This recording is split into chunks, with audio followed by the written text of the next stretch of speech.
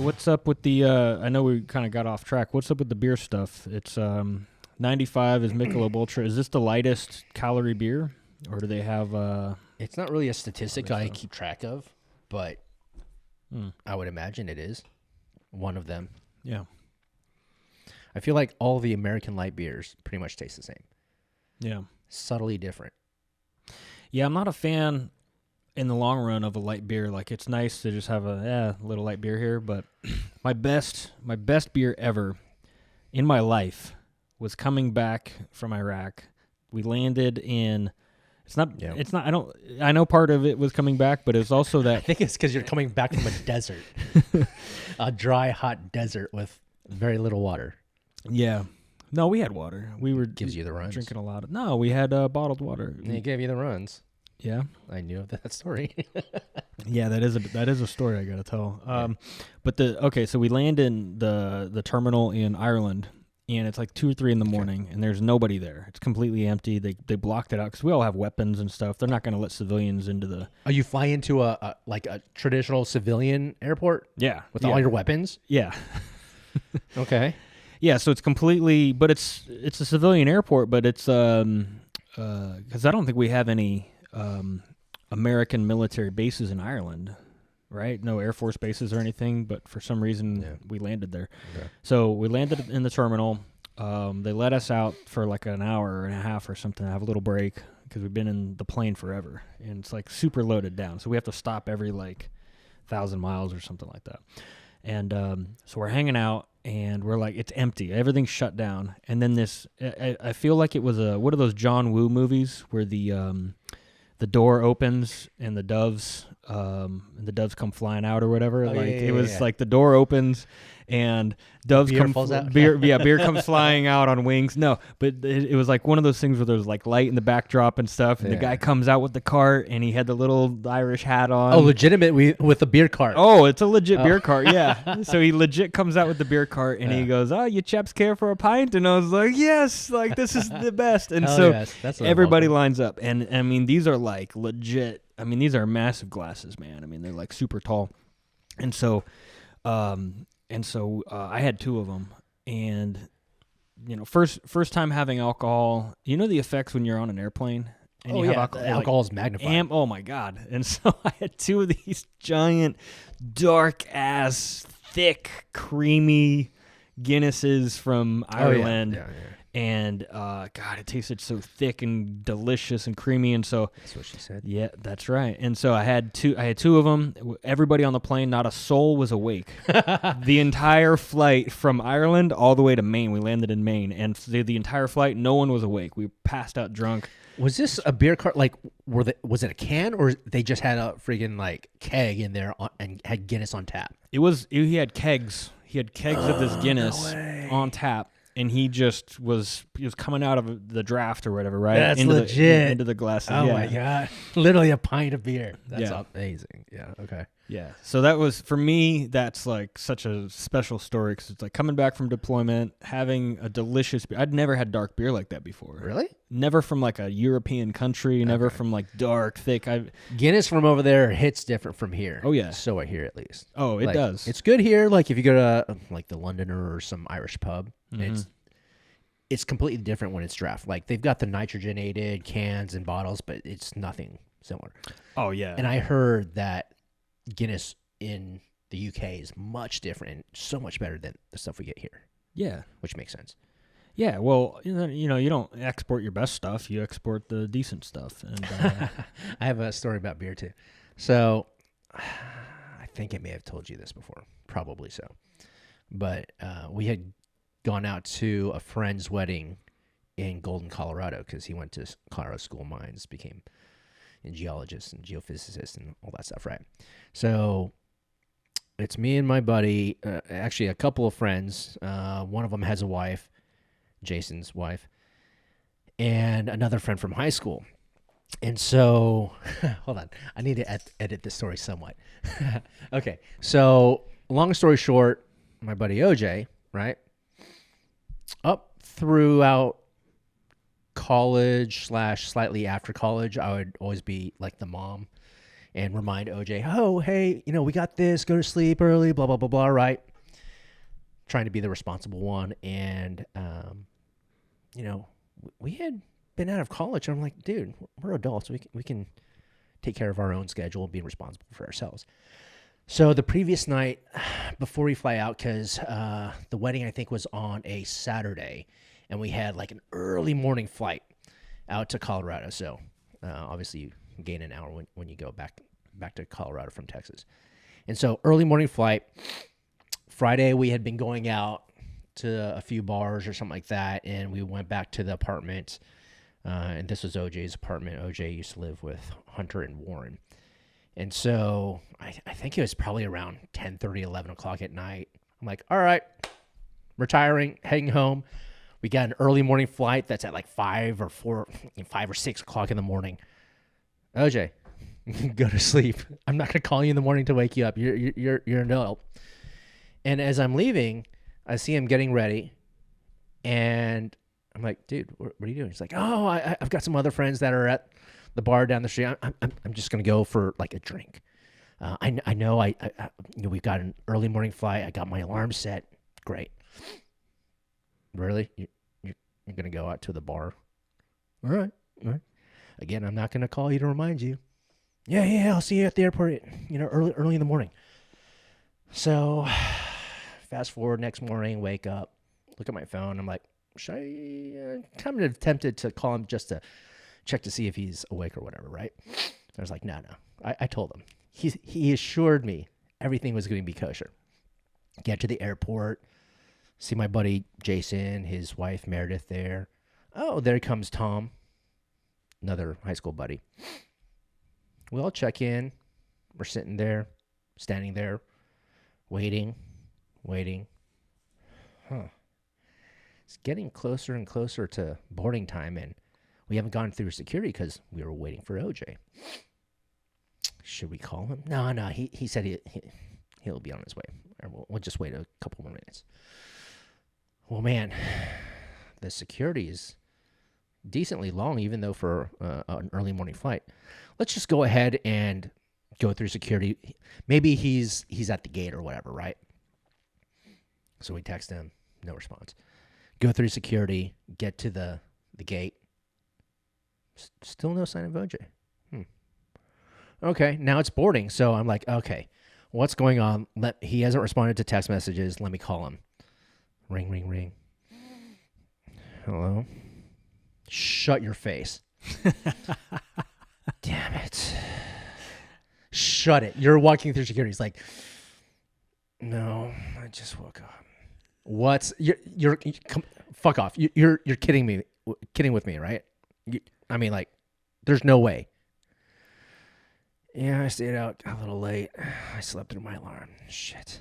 I'm like, dude, we're boarding right now. You're in Uptown. That's like a 25-minute drive at least. I'm not going to make it. I was like, get your ass to the airport, take the next flight, because, it's a same-day flight. Our friend's getting married that same day. Mm-hmm. You kind of need to make it. It's like, okay. So the four of us, me, Jason, Meredith, Tom, we landed in Colorado, check into our hotel, get situated. Oh, just like, hey, guys, I got to the airport. They got me on the next flight out. I'll be landing there, soon, blah, blah, blah, blah. Okay, great. We had rented a car, by the way, to go from the airport to our hotel and drive to the wedding. I was doing the driving. And so he gets on the next flight, and it's cutting it close, man. Like, I don't remember what time the wedding was, but say the wedding was at like 1 o'clock, right? Mm-hmm. He's landing at like 12. And it takes maybe about 45 minutes. Yeah. Half an hour, 45 minutes, really, it should, to get to the venue from the airport. So, let's see. It was me and Jason. We go to pick up OJ. Meredith goes with Tom.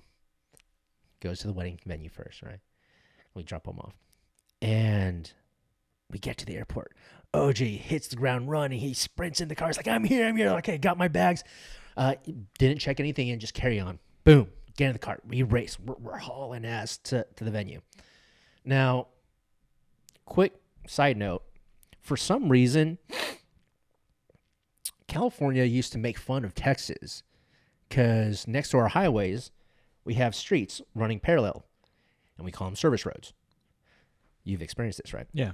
So, hey, Dallas North Tollway, completely gridlocked. It's not moving. It's a parking lot. Mm-hmm. You have places to go. Take the next exit.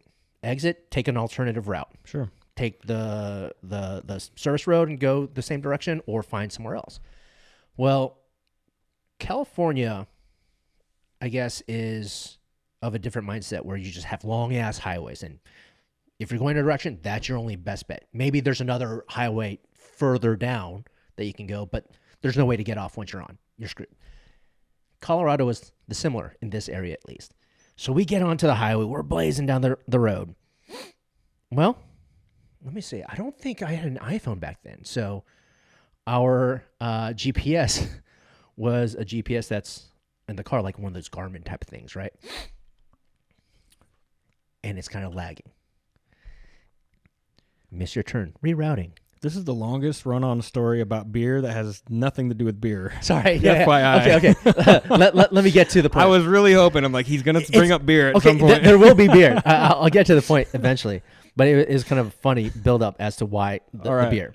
So let me cut that part shorter then. So we blaze past our exit. We miss our exit like 3 times. And each time you miss your exit, it's long ass, like 2, 3, 4 miles down the road before our next exit you can hook a Yui, right? Yeah.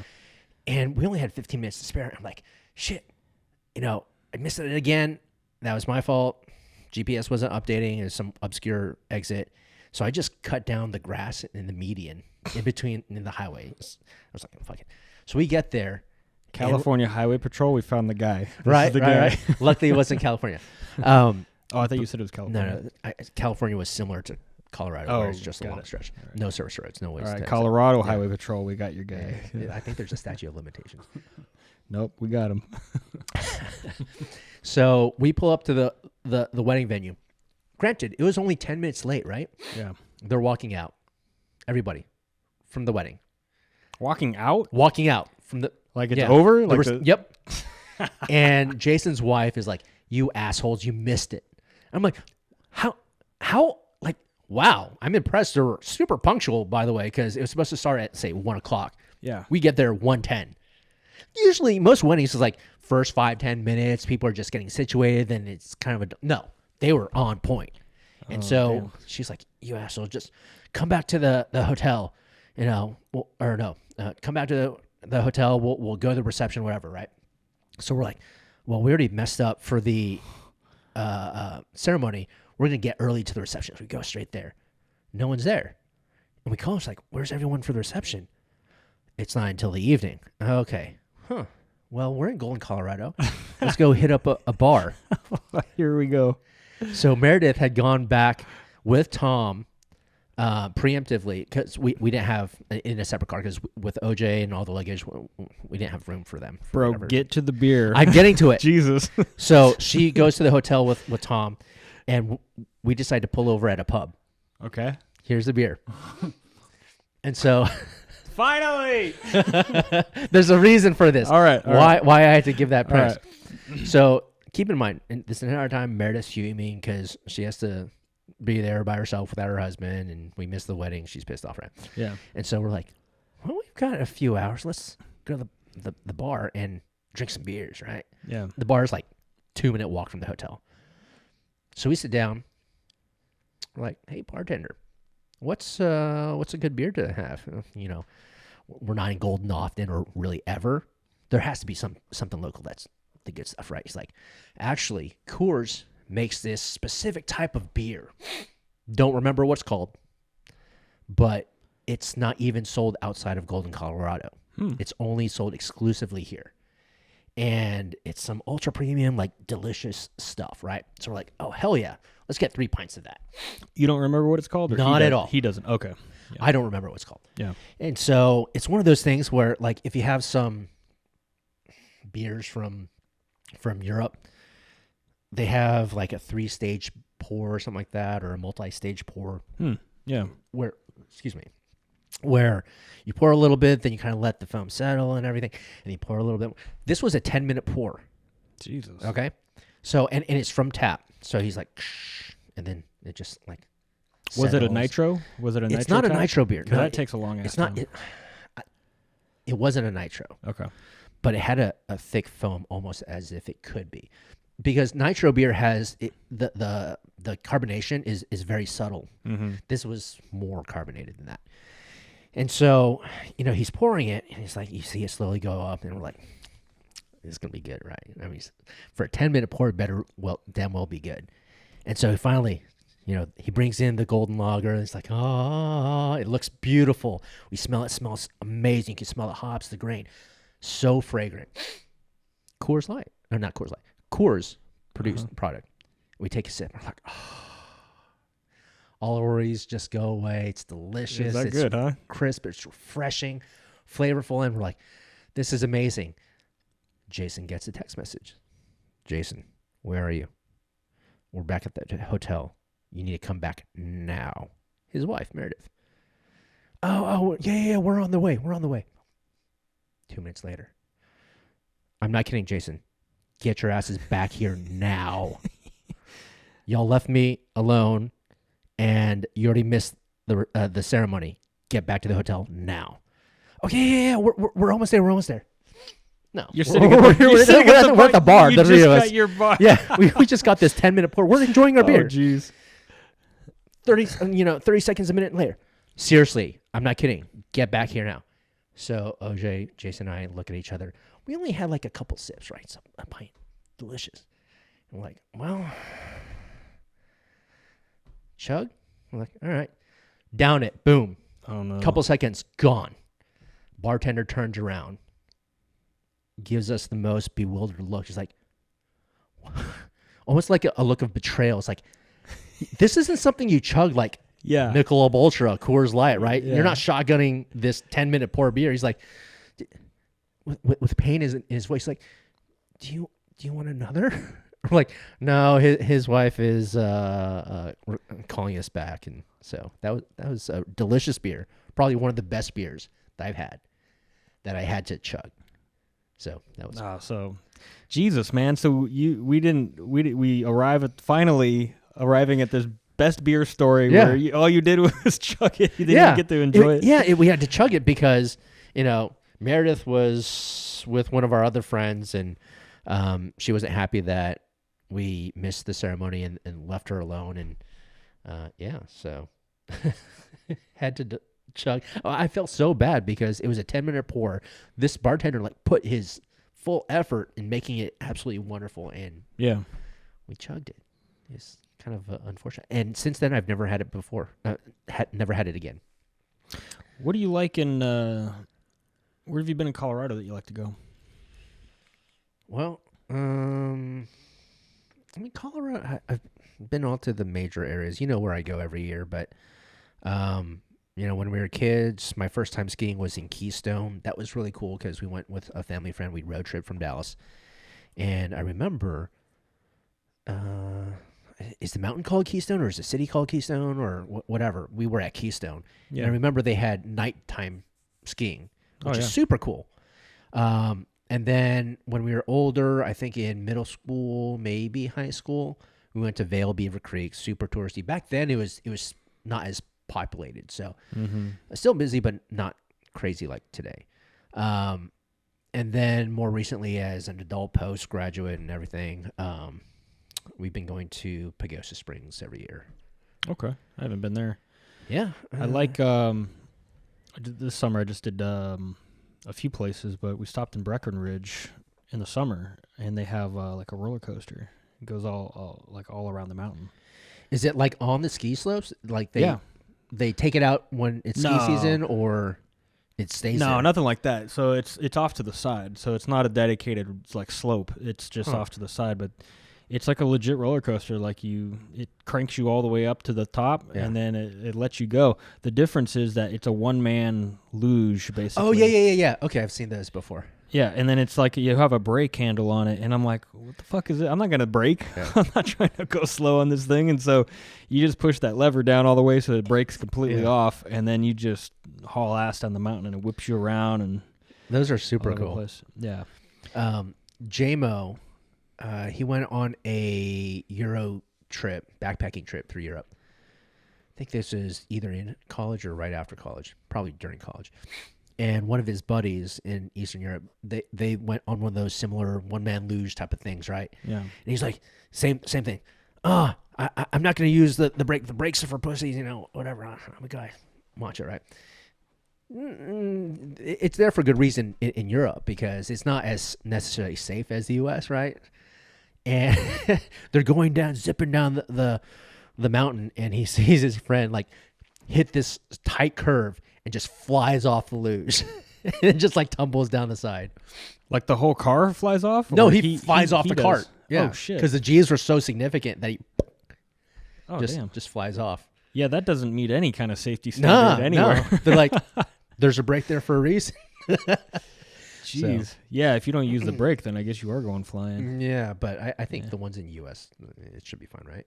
Yeah. I mean, I had the brake off the entire time, and it hauled ass for sure, but it wasn't, at any point in time, I didn't feel like it was going to, like, throw me out of the car or anything. Plus, you're buckled in. It's got the roller coaster, thing that comes down. Yeah, you're tied in. I mean, you're not going anywhere. So. No, and I've seen videos of this, too. You legitimately just sit in the cart, nothing strapping you, and you're just there. You're exposed. You're like, okay. Yeah. Ride at your own risk, I guess. So that was in Breck?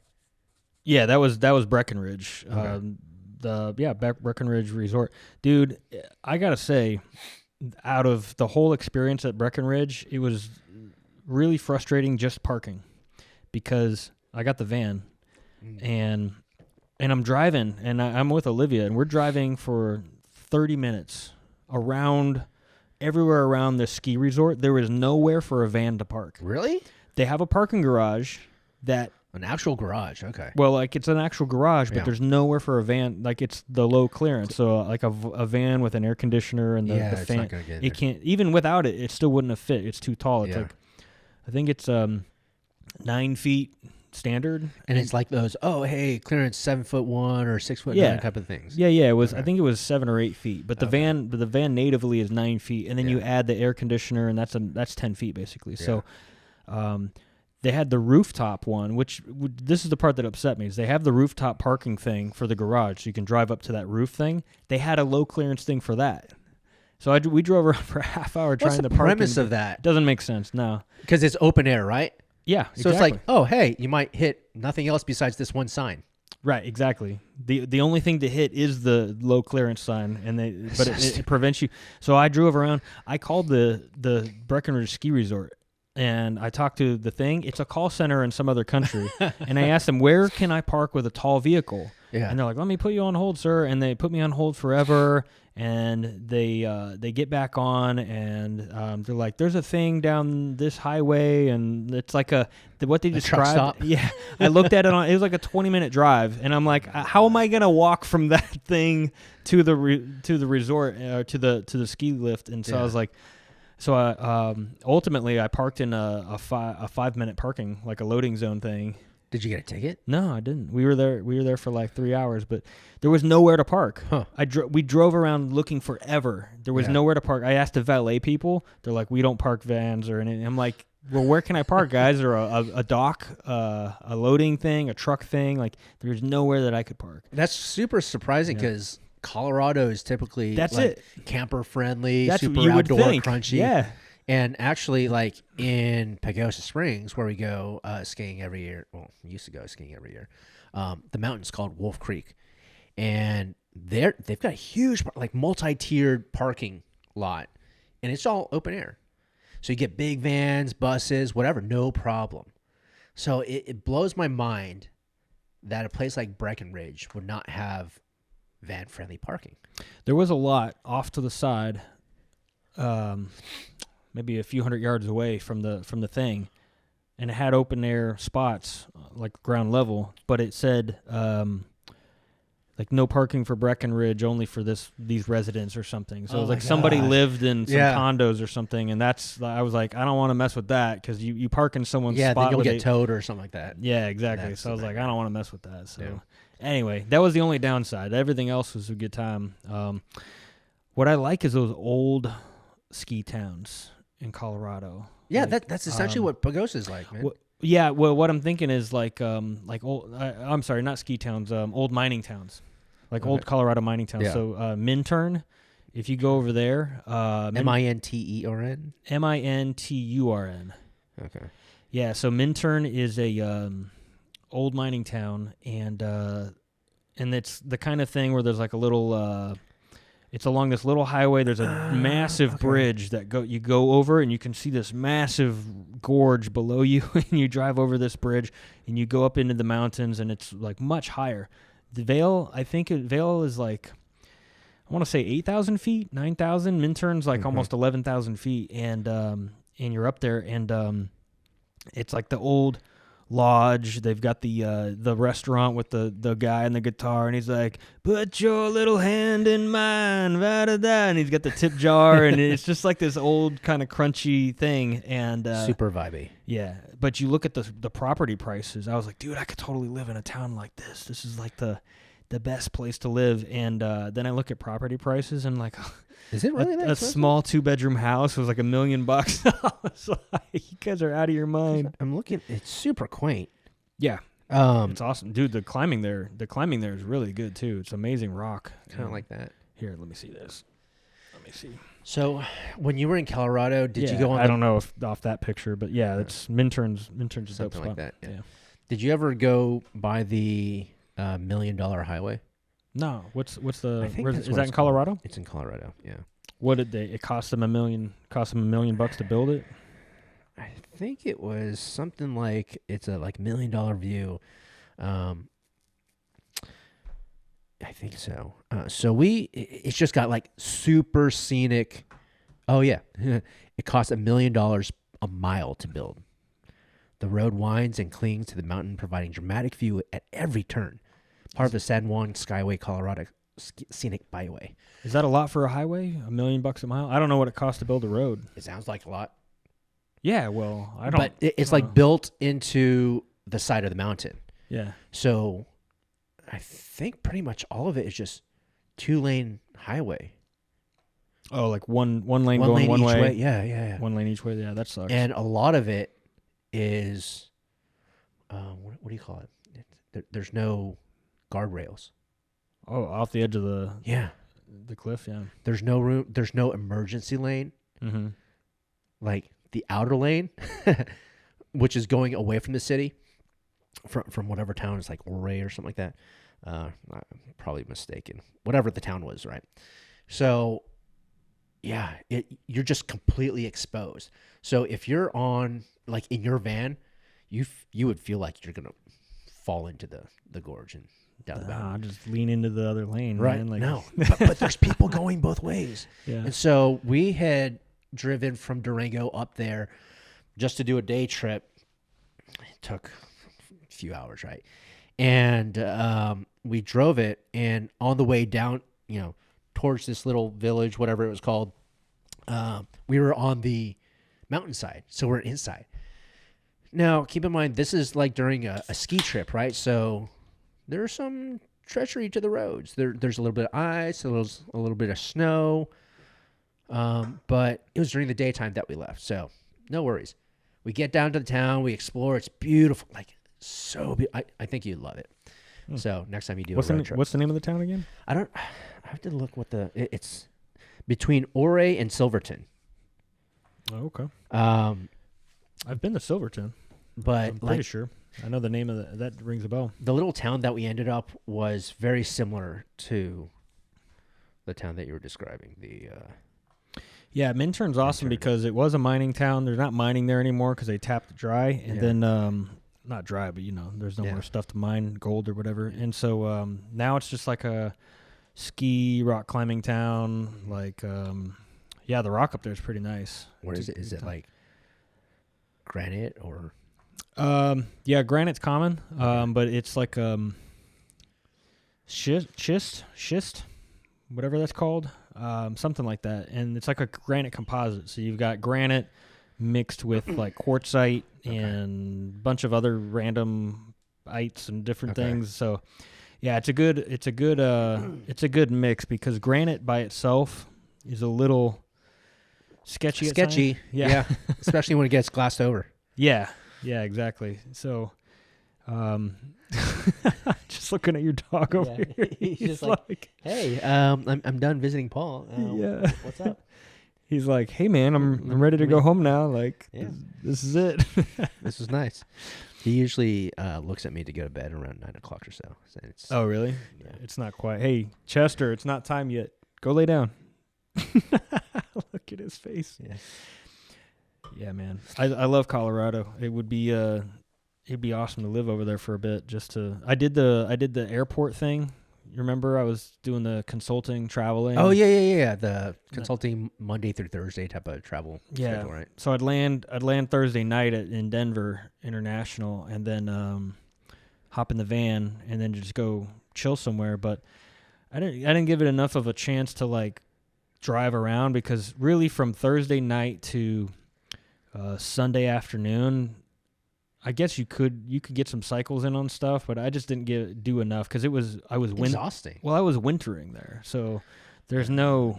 I should have done it like in a May, April, or a May, June kind of time frame, but I was there in like the December, so I'm just in my van like.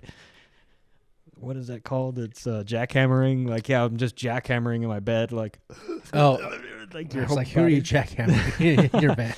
That's a completely different thing. No, well, you don't. No girl is going to want to do anything in a van in the middle of the winter if you don't have heat. Only create the heat. No, dude, it was fucking cold. It was ice cold. So bad time for me to do it, but it was still cool because I drove around in the canyons. Like Clear Creek Canyon is really pretty. Yeah. Even in the winter, so I touched a little bit of rock there, but that was fun. That was cool to just like check it out. But I want to be there. I love being there in the summer. That's why I go visit Dave. Yeah. Because he's got his cabin, and I was there with Olivia this last time, but next time I want to go and get a hunting tag. Because he's hunting, man. He's hunting. He got a bear. He just got like a 300-pound bear or something. I'm not as big into that kind of stuff. Hunting, or especially like bears, wolves, especially big game hunting, like over in Africa. I'm not into that at all. Yeah, I'm not looking to like shoot something just to shoot it. I want to eat. Like I want to take the meat back home and have like a deep freezer or whatever. It's problematic to cross, from Colorado back to Texas with 100 pounds of meat, but I mean, I've got the van. I can put like a deep freezer in there, and then that'll last 12 hours. Well, they're companies typically, if you're going hunting, you're not going to process the meat yourself, and so there are some companies that will ship your stuff. Oh, but then I got to pay them for shipping, and I'm already down there with the van anyway, so I might as well just get a bunch of dry ice or a deep freezer. An entire bear's worth of meat is a lot of fucking meat, dude. An entire bear's worth of meat. You're not getting the organs. I guess with the intestines, you make sausage or some bear sausage, but oh, dude, I'll keep the organs, man. I want the rich nutrients from the organs. Make like a stew. Get some bones in there. Make a bone broth. That'd be good. A bear bone broth. Nah, I probably wouldn't do bear, but elk. Primal. Like elk. Have you had elk before? Yeah, I love elk. Really? I've only had elk jerky. One of my buddies gave me some elk because he's a big hunter too. And man, that stuff is gamey. It is, but you adapt to it. Like, do you eat bison or buffalo? Yeah, Buffison, whatever it's called. Buffison. Buffison. Bison. Yeah, I've had bison. And so bison's more gamey than beef, like cow. Yeah, right? but it's not like what I don't know how to describe the gaminess of elk because it's different from venison, it's different from bison, buffalo. What's that? What's the stuff that I feed Chester? Well, I like venison. Venison's less less dense, I think, than elk. Elk is dense, man. I mean, it's like Did you have it as a loin or did you have it as a jerky? no, like a steak, like an Legitimate. elk steak. Yeah, it was. Well, I've had it in a few different ways. Yeah, I've had elk jerky, elk steak, and then elk. Well, basically steak is just cubed, like in like a paleo dish, like in veggies and stuff, like chopped up. That's good. I haven't had it a lot, so I'm not saying like I'm a pro at the elk stuff. Was it like but- something that you went to this, Snap Kitchen type of place where they had it already prepared, or is it like someone you knew went hunting and gave you elk meat? Both. Okay. Right over here, there used to be the J2 Steakhouse, and I'm super bummed they closed it down because during COVID they closed down and reopened as their lower tier restaurant, like the franchise, the Yeah. restaurant Okay. chain or whatever. They opened their lower tier version. So they got rid of the elk off the menu, but they had an elk steak on the menu, and that shit was delicious. okay. So Interesting. there was that, and then I've had, I want to say Dave, but maybe someone else. But I've Dave. had someone give me elk before, and I was like, okay, this is it. But Okay. you can't find it. It's hard to find in DFW because there's no elk around here, and Yeah. and then it's kind of like $30 a pound or something. So, but I like if you want to transition, an easy transition is start with all grass fed beef, That's fine. I love that. so that's a little more gamey than just grain fed beef, and then you go to buffalo, and then you start. Now, when you eat an elk or a deer, it's not as gamey because you're kind of adapted to it. I mean, I'm fine with certain gamey stuff. Like I love lamb, I love goat. The gaminess of that stuff, it's awesome. Grass-fed beef, I'm actually surprised that you like it because grass-fed beef almost has a dry aged steak type of flavor, which is kind of blue cheesy. Which I know you're not. Nope. Don't even, you don't do that. I just said someone says blue cheese and Yeah, but that like grass-fed beef, 100% grass-fed beef tastes like it's aged beef, which has those notes of blue cheese. I don't get that. That's not the flavor I think so? get. No, not at all. 100% get that. I get a clean, delicious tasting meat flavor. Like it's perfect, especially if you don't overcook it. It's really fragile. Yeah. It's much more fragile than grain-fed beef, so you have to cook it for like a fraction of the time. Have you had goat milk? Yeah. Do you like it? Nah, It freaks me out. no, I can't. Yeah, no. Nothing. I can't even do milk at all now. I mean, after 'cause- Europe this year, I can't do dairy in general. But like switching back from the European, from the European to the American enzyme in the dairy, it's like screwed me up. But you mentioned like eating goat. I've eaten one really good goat meal in Cuba. It was amazing. Goat curry. Oh well, no, it wasn't No? curry. Oh no, No. that's Bahamas. Or Yeah. Jamaica. Yeah, they like the curry over there in Yeah. Jamaica and like Trinidad and all that. But Yeah. it was just a goat meal with a bunch of veggies and a bunch of stuff. It was Goat delicious. meal. A goat meal? Goat meal, like oatmeal, but Oh yeah. Well, I didn't know what the reference was. I was like, what does that mean? Yeah. But I typically don't like goat. I don't like lamb because that tastes kind of gamey and weird to me. Really? Like, nope, I don't like it. you like elk, but you don't like lamb. Dude, elk tastes so much fucking better than Hell lamb. to the no. Yeah. Lamb is legit. Have We've had it so much during hot pot, dude. we? Usually that's all I order. In hot pot, I thought we always do like a seafood, like in the hot pot. No. That's it? Just no? No. No response, just no. I mean, we have seafood, but there's like the sliced meat that I usually have is lamb. I mean, we also get beef, but the lamb is awesome. Yeah, I guess it just depends on the application. Yeah. Generally, I'm not a big lamb fan. Okay. Lamb is in Euro meat, right? Is that the Euro? What do you mean euro? Gyros? Euro. Oh yeah. Euro. Euro. Yeah. That's how you say it, right? I think they've got lamb, and then they also have beef. Yeah, that's what I mean. It's a combination. It's a lamb beef mix. Yeah, Yeah. so it's good. I like it like that. That's that's okay. But lamb by itself is I'm not feeling it. It's not my jam. But like yeah, it just depends, man. Lamb with some hummus and some other stuff, I can deal with it. It's cool, but I'm not looking for it. I'm not going shopping for it. Yeah. But One of my buddies, he's Lebanese. I don't think you met him, but he would make the best kibanaya.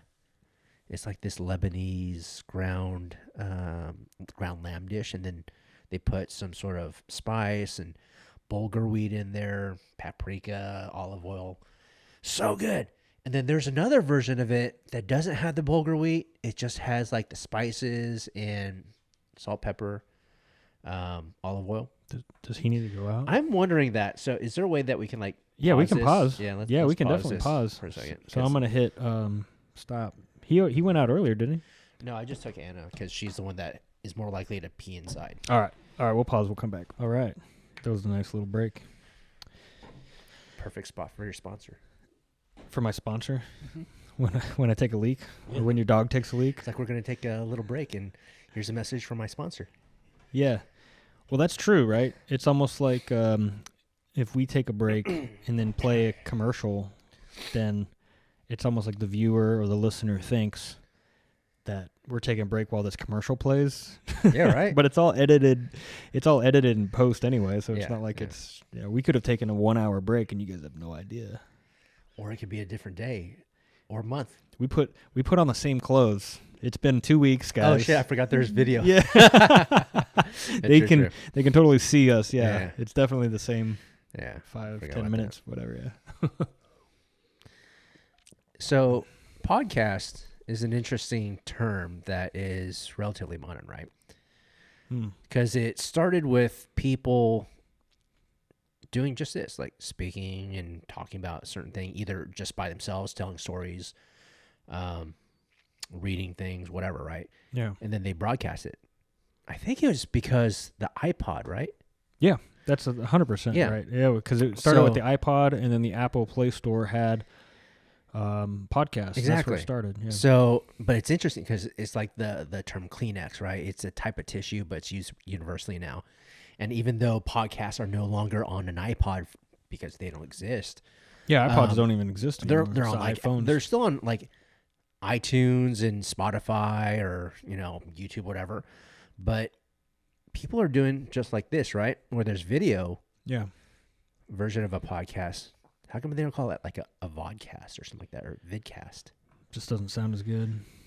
It's like, I don't know. Well, you had the difference between a blog and a vlog. Exactly. Yeah, so they differentiated that, but they never differentiated a podcast, which was originally audio, and then now you have video podcasts. Right. You're right. It's not a vodcast would be weird, though. But I guess that's no weirder than saying vlog. Vlog, yeah. Or vidcast. Vidcast, yeah, that could be something. Because the odd is only because of pod and iPod, right? You don't necessarily need to keep that. Yeah. You're casting a video. Yeah, I don't know. I'm not the one to we just coined the term. Break that ground. Vidcast? Absolutely. This is the P-Dub vidcast. Well, it's alliterative. I like the podcast because it's the P-Dub podcast, so it fits. So, Yeah, I know. Yeah. We'll stick with it.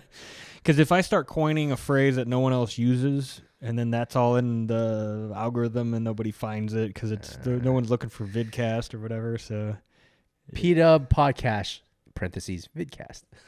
Or opposite. I don't know. No, we're just going to leave it.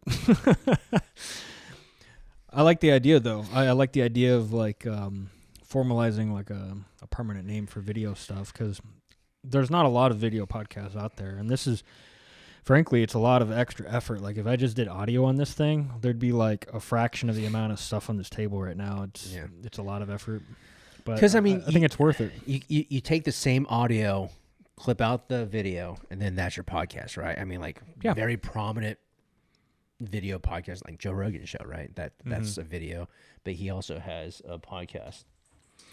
Well, he's also got the capital for it. Like he's got the money for any equipment, right, that he wants, and he's got a full-time engineer sitting there, and it's it takes a lot of work. And so I'm striving to bring some kind of excellence to the whole thing in general. Like once I can get somebody sitting back there, we can have the monitor up and we can do a picture-in-picture on that. We can be pulling things up on the internet, and I just want to have fun with it. I mean, we'll see what this manifests into, but it's I think right now it's just like a fun little thing. And right now I'm the one doing the video switching, but eventually that'll be someone in the background doing it. Just ate something under your...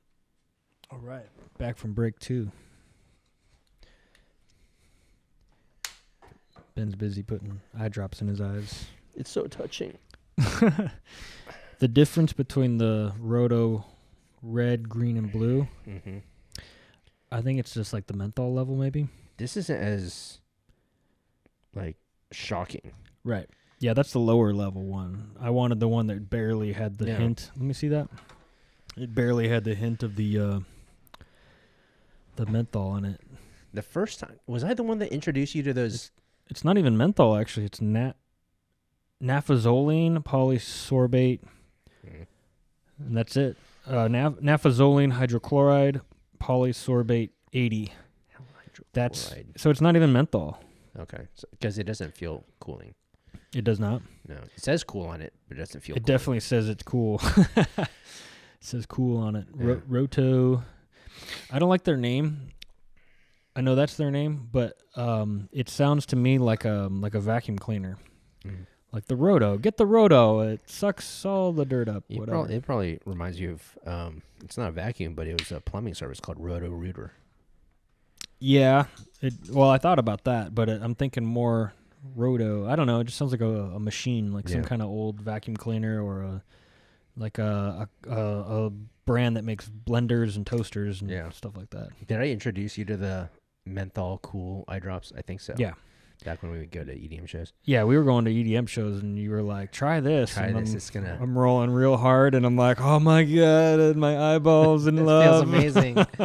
I actually discovered them from a friend, similarly in a club setting, when I was in college, and you used to only be able to get them in Japan. So it's a Japanese company called Rudder. Okay. I didn't know that. And the bottle used to look like this green gem with a golden top. And that stuff was a lot more potent than this one.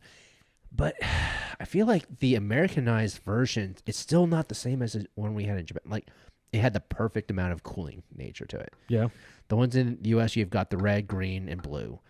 Blue, just like, it freaks your eyes out. It's way too much. Too much. Yeah. And then the green is okay, but it's just not the same. Just like going back to the beer. For whatever reason, stuff that's made in the original country is always better. Yeah, Like I agree. Guinness, the eye drops, Red Bull. Dude, I had if you go pretty much generally anywhere in Europe, that's fine. You can just put it where it's not wet anymore. But you can put if you go to anywhere in Europe, the Snickers bars are pretty much going to be made in like Holland.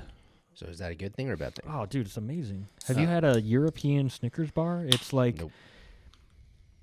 it just tastes like heaven, man. I mean, it's like the best tasting chocolate, the creamiest, the nutty carameliest. It's just so good, the quality. And you think, oh my God, this is the best Snickers bar I've ever had. Yeah. And you come back to the States, and the Snickers bar is still a good chocolate bar, but it's just not as good? nearly as good as when you have it in Europe. I guess that's one of the exclusions then, because it's interesting because cacao came from the Americas, but chocolate was perfected in Europe. Cacao is from the Americas? Yeah, hell It's yeah. like a South American, African, or South American, America. African. Not African. Oh, Now it's cultivated there. yeah. But it originated from the U.S. and it used to be had like almost like hot cocoa, but it wasn't sweet, and it served kind of like a medicinal purpose. So it wasn't until I guess the Europeans brought it back to Europe and was like, "Hey, this is really good when you add sugar to it. Oh, let's add some milk to it. It's even better." Well, debatably, but yeah. Well, for sure, man. I mean, what are the common mixtures that you see across all dessert recipes? There's sugar, milk, Butter. and chocolate. That's like predominantly like every dessert like out there. Except for vanilla ice cream. Okay, so then it's milk, butter, sugar, and vanilla. Raspberry tart. What's in a raspberry tart? Butter, egg, flour, raspberry sugar. No chocolate. Yeah, the egg. I forgot about egg. Egg is in there too, because that's Yeah. for what is that? A solidifier or a emulsifier? What is that word? It's some kind of ire. Combinifier. Yeah. Yeah. Combinifier. Combinifier. Well, you always make, like, you throw eggs if you're making a meat patty for a hamburger. You throw an egg in there. That's a binder. Right. That's in what that. I'm. Yeah. In desserts, though, isn't that what is in a dessert? You put an egg in there because that binds the batter and the icing Does it and all that bind shit. it, or does it help to like add Fluff additional protein and like allow it to rise? Or I don't think the the rising agent protein is like matters. baking powder or something like that, or the yeast, right? Yeah, the rising is always a yeast thing. I divide the world into bakers and cooks. Mm-hmm. I'm not a baker. Oh, I see. Yeah, because you're making like legit steaks, and you're always like cooking things. But yeah, I don't think I've ever seen you bake anything. I mean, I've baked stuff, but also it's kind of like a mentality. Yeah, Bakers, you because don't want to be like considered a baker. not a master baker. Yeah. No, because like bakers, and if you observe people, you can probably tell too. Because bakers, like in baking, it's a very precise science. Mm-hmm. A teaspoon of this, a quarter teaspoon of that, a eighth of a teaspoon of this, right? Yeah. You don't freestyle in baking for the most part. If you do, you're gonna get something crazy. Yeah. Cooking, a pinch of this. My pinch is different from yours. A dash of that. You kind of improvise. There are recipes, but you're free to freestyle on that. Yeah. Make it your own. Kind of ad lib it. Fail, succeed. true, You know, yeah. create something, right? I feel like that. A lot of people's personalities are similar. You either go on a vacation and you have like an in-depth itinerary, or you have a general idea and you're like, let's play it by ear. Let's figure out what we want to do, right? Yeah, I like vacations to be different each time. I don't like to be. I don't like to go and have like a fixed itinerary and say, okay, like 3 weeks before you even arrive in the place, like, all right, on the Monday we're doing this at 9 a.m. and then at 1 p.m. we're going to this thing, and I'm like, it's too tight, man. I can't keep that all. You know, we need vibe out time. We need time to chill and just sit on the beach and have a pina colada. We need time to like adapt and adjust. But if everything's booked out and paid in advance, then it's kind of exhausting. Oh yeah, that's ringing. Yeah, interesting. Well, but no, I totally agree. I'm the type that, for the most part, if I'm planning the trip, then I'm going to have a few key kind of places that are noted that, hey, we'd like to go tour this or eat here. But on a daily basis, well, let's see what we feel like. Yeah. We might have like a little bit of a schedule, be like, oh, hey, this day, if we have to make a reservation for something like that or make a trip within the trip, Yeah. you know, we do this. But it's not like I mean, I can respect the organization and detail and work that goes into creating an itinerary. Like my sister, super organized. Mm-hmm. You go on a trip with her, day 1, day 2, day 3, written, printed out itinerary, 9 a.m. to 10:30 a.m. This No. 10:30 to 11 rest. You know, it's scheduled out. Yeah. It's super organized, which is why she excels so well as her job and as like a director of whatever. Super organized. Like I don't even know your sister's job. well, does she's like a director or something like that of food production, something like that. That's cool.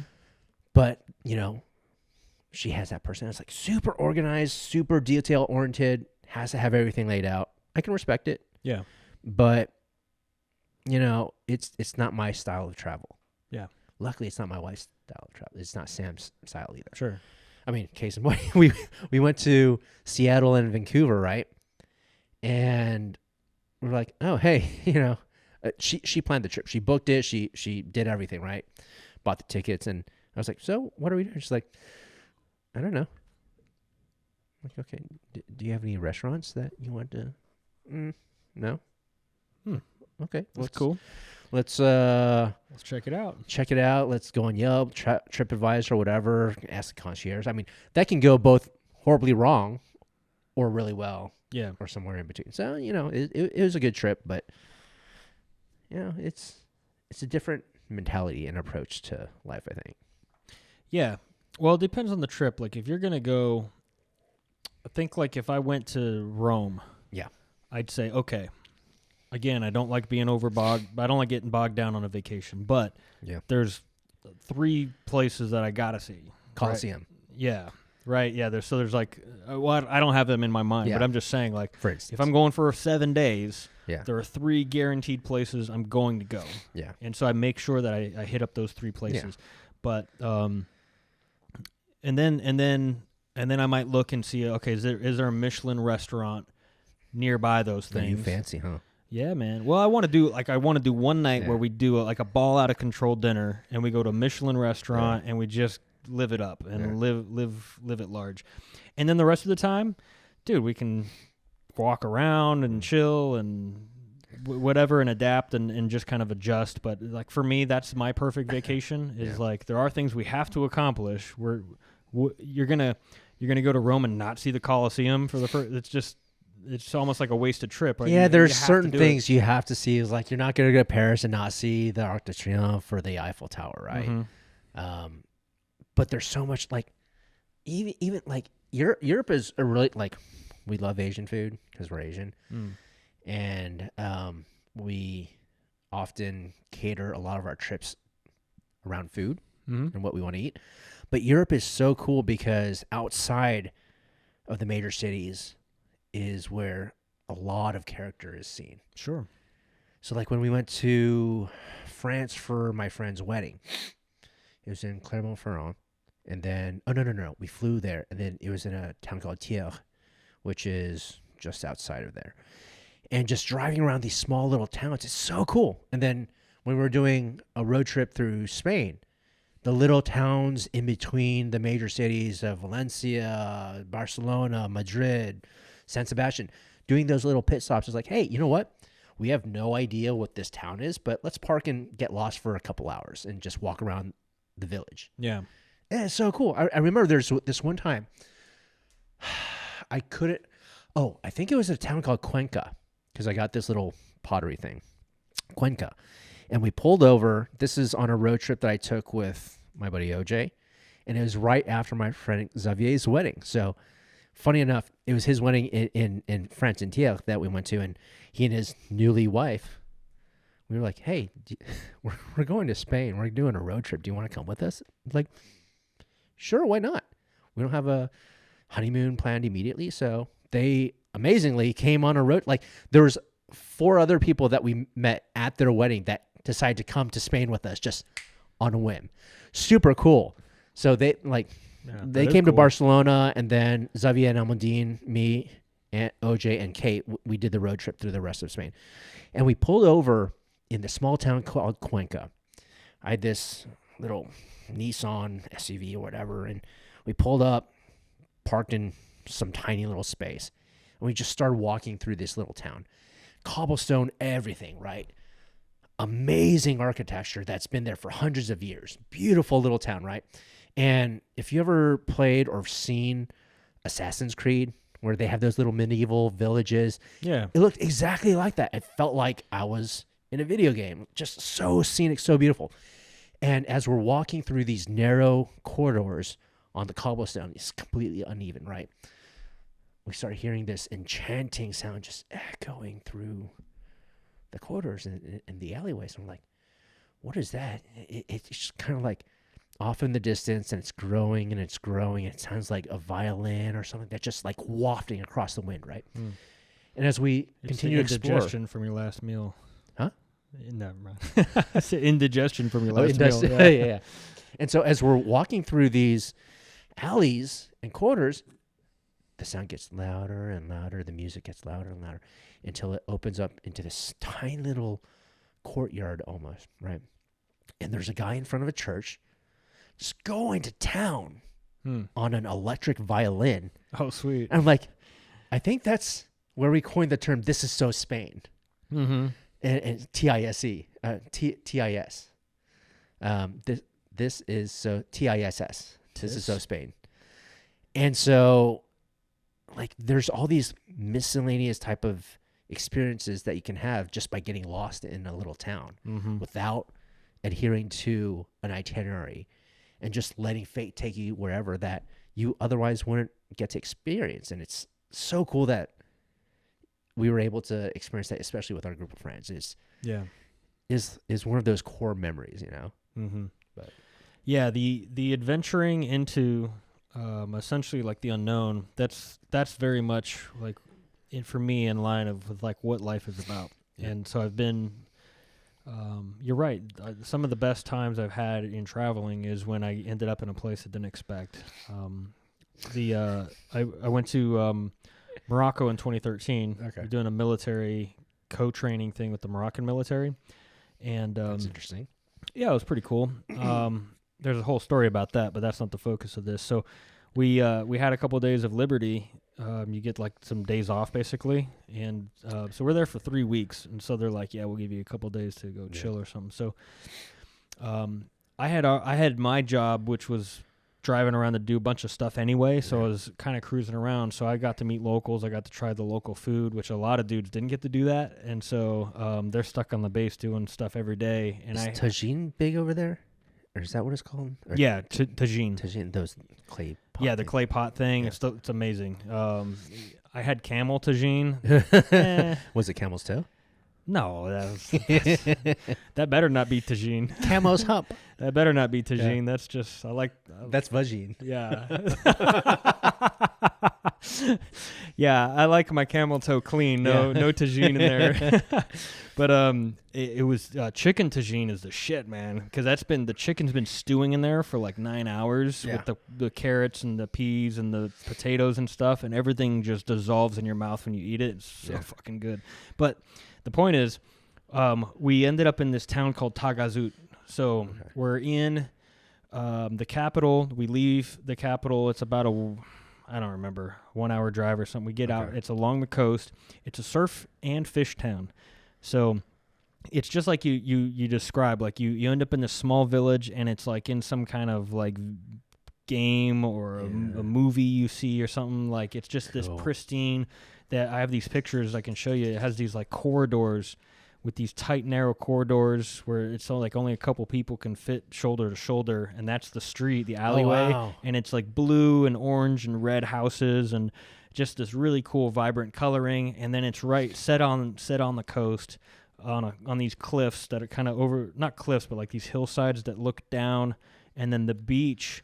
The main cove in the town is where it's really rocky, but that's where all the fishmonger boats come up. Okay. So they depart from there, from the center of town, go fishing, bring all their fish in, and that's where they sell all their fish off to the local place. But the neighboring beach, just off to the left of the town, is the surf beach. Now, is that like a rocky beach as well, or is it sand? No, totally sand, like legit sand. And I mean, I'm not saying it's like Cuban sand or anything, but it's like legit sand. Yeah. And they have great waves. I mean, it's like 6-foot waves. And so I didn't expect to ever be in this little town, and here I am surfing in Africa. You actually went surfing? Yeah, dude. That's We rented some boards and some wetsuits and stuff, and I'm surfing in Africa on a military deployment. Like, this is the shit. This is the best thing. And instead of like staying, because then 2 days of Libo, some of those guys just stayed in the main town and just hung out and went to restaurants and whatever. And we're like, let's go check out some stuff. That's amazing. Yeah. So that was a good time. So there was that. Another one that comes to mind is I went to Ecuador. Is that thing falling off? No, it's fine. Okay. I went to Ecuador a few years ago, and instead of I stayed in Quito, but instead of just staying there, I did, like you said a few minutes ago, like a day trip. That's where you got that little llama thing, right? Yeah. Okay. Yeah. So so I did a day trip up. I met these girls at a restaurant in Quito, and we got to talking, and they're like, I was like, hey, what's a cool thing like I should check out while I'm here? Like, if I never come back to Ecuador, what's the thing I should go? It's a must see. Yeah, what's a must see? She's like, all right, well, you already saw the museum. You saw this one church. The churches are really big there. So you saw this one mega church. You saw this government building. Like, these are all the cool things you already saw in the city. So now you have to go do the sky swing up in the mountains and see the waterfall. And so there's this. You drive. It's a few hours out of town, so it's a bit of a haul. Okay. And so they drive me. They take me the next day, and I'm with these two girls I just met the night before. And They were locals? Yeah, they're Okay. they're local Yeah. girl Quitoans. Okay. Quitoites, Quitoi. I don't know how you would say that for the word Quito. Quitas? Quitas, they're Quitas. that does work. So I'm with the Quitas, and we're driving in the car, and it's like 3 hours up there, and it's this mega sky swing. And you talk about like the safety of like roller coasters and stuff, bro. It is a rope swing hung from I don't even remember what it's hung from, a big ass tree or some kind of metal thing they built. I don't remember. But it swings out over this giant ass cliff, and it's like 1,000-foot drop, and they swing you out over it, and you're just on a swing. Like, are you in a harness? No, you are just on like a playground swing, but you're like going 100 feet out, or you are on a playground swing. What the hell? And as you swing back, there's just someone back there pushing you, just like you are on a playground, and they're just pushing you, and you just keep swinging out. You're like, holy fuck! And you're just swinging out like, this is fucking awesome. Yeah, that is cool. It's amazing. So I've seen those before. I didn't realize, like, oh, this is some real shit. Yeah. Like, so there's kids, and kids were doing it? Dude, kids were doing it, and grandmas, and everyone was getting on it, and they, you know what? I got to hand it to them. They handled it way better than I did, because I was like freaking the fuck out, and I'm like, dude. Yeah, so I think they handled it better than me, to be honest. But then we went to this big ass waterfall, and that was beautiful. Like, could you swim in the underneath? No, it wasn't anything like that. It was like it used to be some kind of fort or something like that, and now it's fort. You just walk up and down these steps. Okay. And there's nowhere to like swim or anything. But yeah, that was really cool. We had lunch nearby, and then drove back. So that was a really cool day. But I love those days. I love those days when you're traveling and you just get to go to some place you never knew you were going to end up. You went there by yourself, didn't you? Yeah. See, I've always admired folks that can do that, because I don't think I'd have the balls or mentality or psychological wherewithal to travel by myself. I find that extraordinarily intimidating. Yeah, it can be, depending on where you're going. But I think it's very freeing. Like, I think if you have the means, like financially, and you have the time, you've got to do a solo trip once in your life where nobody's interrupting, no one's checking in on you. You're fucking off on your own program for 5 days by yourself, and even 3 days, just somewhere to where you are given an opportunity to be yourself, to do your own thing. And I think it's the best, man, because you really do discover a lot about yourself. You discover that in the absence of your partner, your spouse, your friend, your sister, your mom, like whatever, like in the absence of all these people that are a big influence in your life, and rightfully so, in the absence of them, what are you going to do? Yeah. You know, what do you end up doing that you're like, oh, I actually really like doing this. I didn't even know that I would like it. Yeah. And so, yeah, I love the solo trip. The solo trip to me is so valuable for self-discovery. It's like a walkabout, right? It's discovering who you are. Yeah. I think that's cool too. Like our new friend that we met recently on the camping trip, Oscar, he does a lot of solo trips. He took his mom on this amazing hike on a 14er, I think is what he called it. But previous to that, he went and he showed me the video footage that I think he posted on Instagram too. And he's just climbing this ridge. And it's literally like if you were straddling a shark fin. He's on the tippy top of the mountain. Yeah. So exposed, not tied in, nothing, right? Mm-hmm. Just him, his water pack, his boots, his GoPro or 3D, whatever. And it's just like going there. It's like, it's an amazing experience because it gives you perspective on life. Yeah. You know, both how minuscule our daily issues are, and then it also kind of puts you in perspective as our position in nature, right? So it's cool in that aspect on the social aspect, if you're not just going to the wilderness, I think that's the part that would intimidate me a bit. Because, like, me personally, I don't like going places and eating alone. I find it's awkward. Yeah. And, like, even I don't like, even though you don't really socialize while you're in a movie, because, hey, 10 minutes of credits or whatever, you got to talk, but usually you're not speaking, right? I don't even like going to movies by myself. I've done it, but it's not really something I feel weird about doing. Yeah. Well, I don't think there's anything wrong with that. I mean, there's a personality where you enjoy the company of others. I think I'm a hybrid of that. Like I like hanging out, like doing some stuff with friends and family. But I have to have that alone time. I have to have that decompression time. Oh yeah, I mean, me too. Like that's why our I guess my long distance relationship and now marriage has worked out, because I need a lot of alone time too. Yeah, but it's different for me. Keep the mic right by you. Oh yeah, just move it if you have to. It's different for me versus like if I'm just at home versus traveling. Mm-hmm. And I really admire being able to travel alone, because I think it's really cool. Because just like going off the beaten path and exploring things as nature takes you and as the world takes you, I think it would be really cool to be able to do that kind of solo trip in a major city or a minor city, a small town outside of the country or wherever. Or a minor city. Or, yeah. Or whatever you want to do. Whatever you want to do. Because, like, I one of the most memorable trips that I did not take, that I live vicariously through. Oh, was that your foot? Yeah. Oh, sorry about That's that. me, Oh, baby. Hey, you got it. Yeah.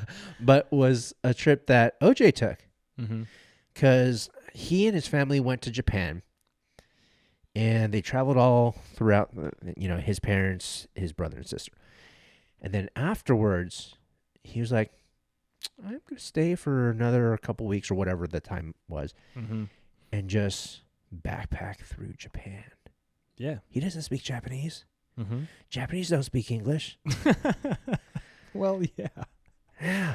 It's not like other, in Europe, a lot of people speak English. Not in Spain, but a lot of people speak English. In Japan, he was literally just living out of a backpack, taking the train wherever it would take him. No plan, and, just going from hostel to hostel or whatever. I think that's really cool. Yeah, let me propose something to you. What if we did a hybrid trip? Okay, so you remember your bachelor party trip? We're in the Bahamas. Do you remember that I showed up a day before you guys, and I stayed? I think I stayed 2 days after you guys. You stayed 2 days after. This is my go-to on trips. If a group of people are going to be there, I want to experience that place by myself. So I'll do a thing where I'm there early or I'm late or both. Yeah. So that I'm there hanging out with the group, I'm having a good time, but I'm also getting to experience my own thing. What am I doing by myself in this place versus with the group? And it was a different experience for sure. But here's what I propose: that we go on a trip somewhere together, but for 2 or 3 days of the trip, we fuck off on our own, and then we come back, and then meet up for the last day or whatever, and chill, or a couple days, and then do our bro time, and then we fly out. Because then you'll get a chance to do your solo thing, to kind of experience that. Because so I already see the wheels moving. I already see the hesitation. So let me talk you through this. When you're going to a new city, let's say you got a layover in an airport. It's in the U.S., but you're on your way to something, and I've done that before. Yeah, I know, but just put yourself in. I've stayed in the hotel. No, hold on. Yeah. So you're on a layover, but you've never been to that airport. Okay. So how do you get to your gate? Well, you maybe go to the information desk, or you look up the map or whatever. Like you figure it out. Signs, yeah. Like you figure it out. You look at the signs. You adjust. You adapt. Yeah. It's like DFW Airport. I've got that whole place memorized. Like I don't need to know anything. I just know exactly where to go. Yeah. I know where the sky trains are. I know all that stuff.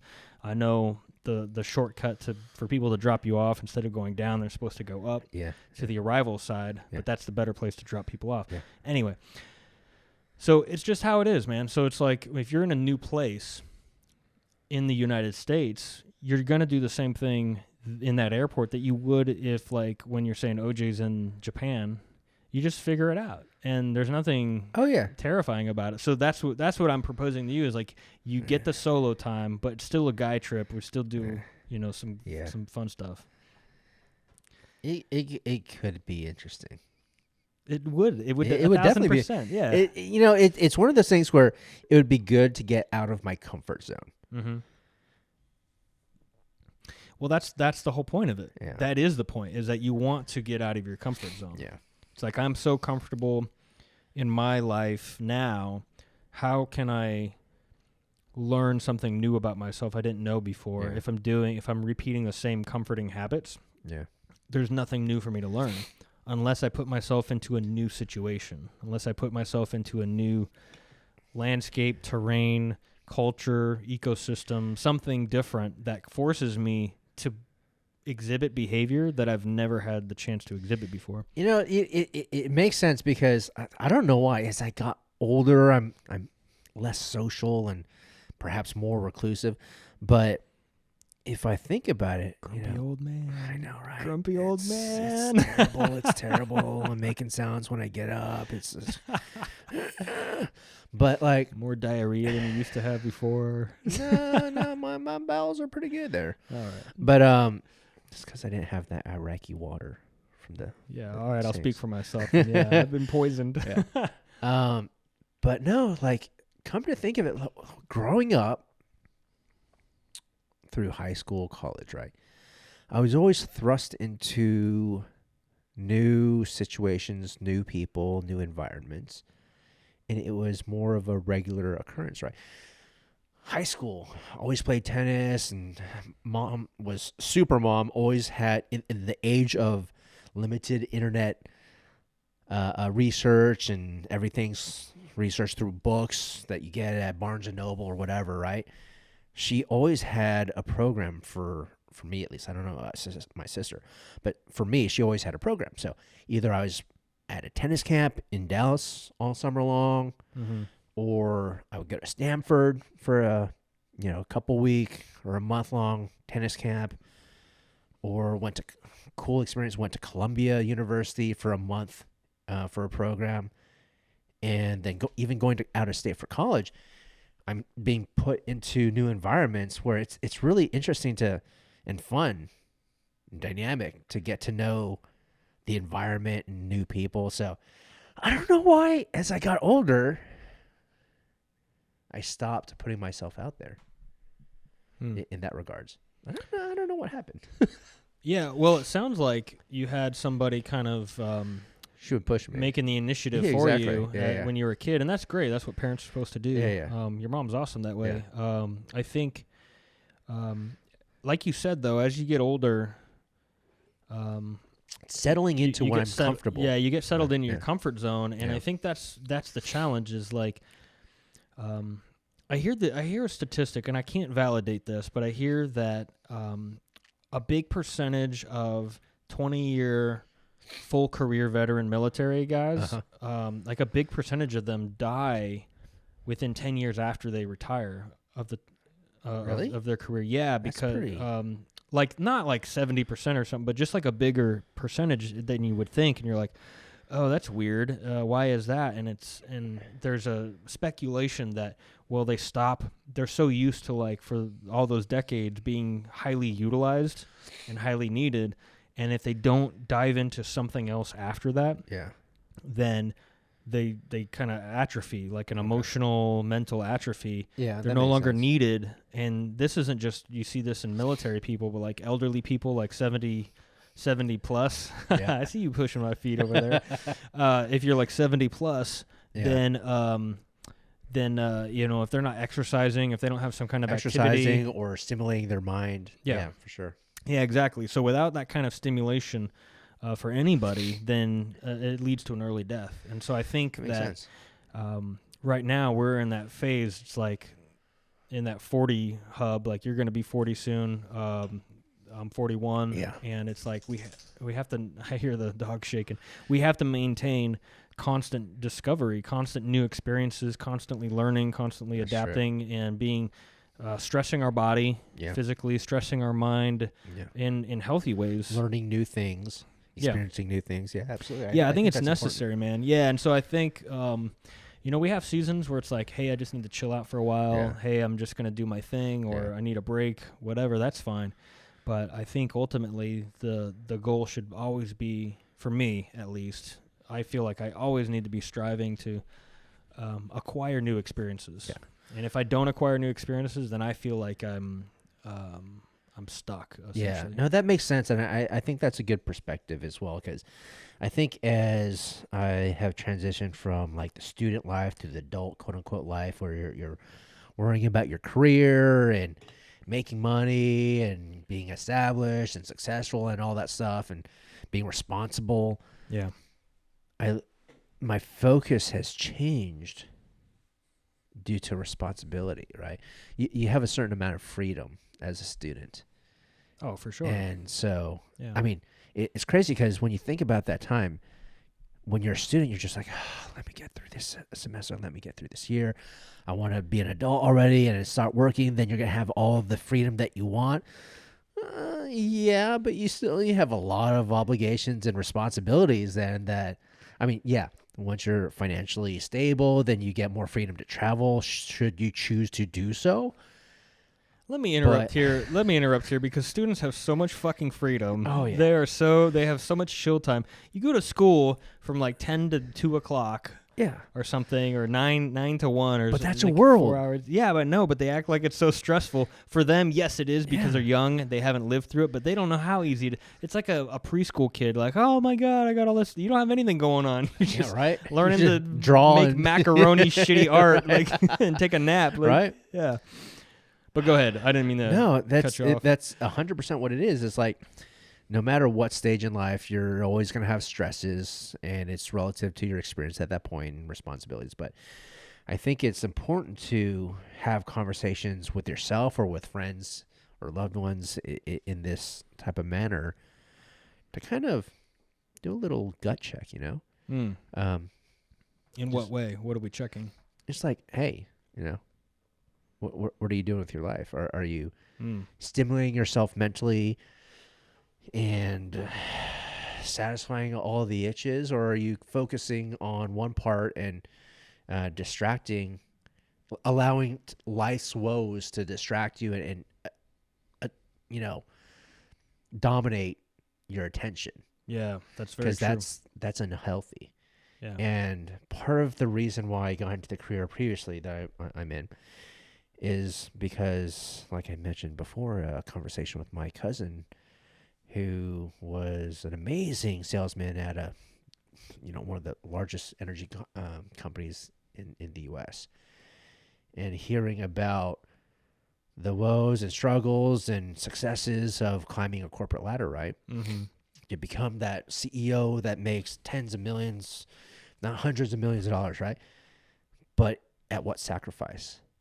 Like, I think we get so caught up in the rat race, whatever that rat race looks like to each individual, that we don't necessarily take time to think about what's important in our life.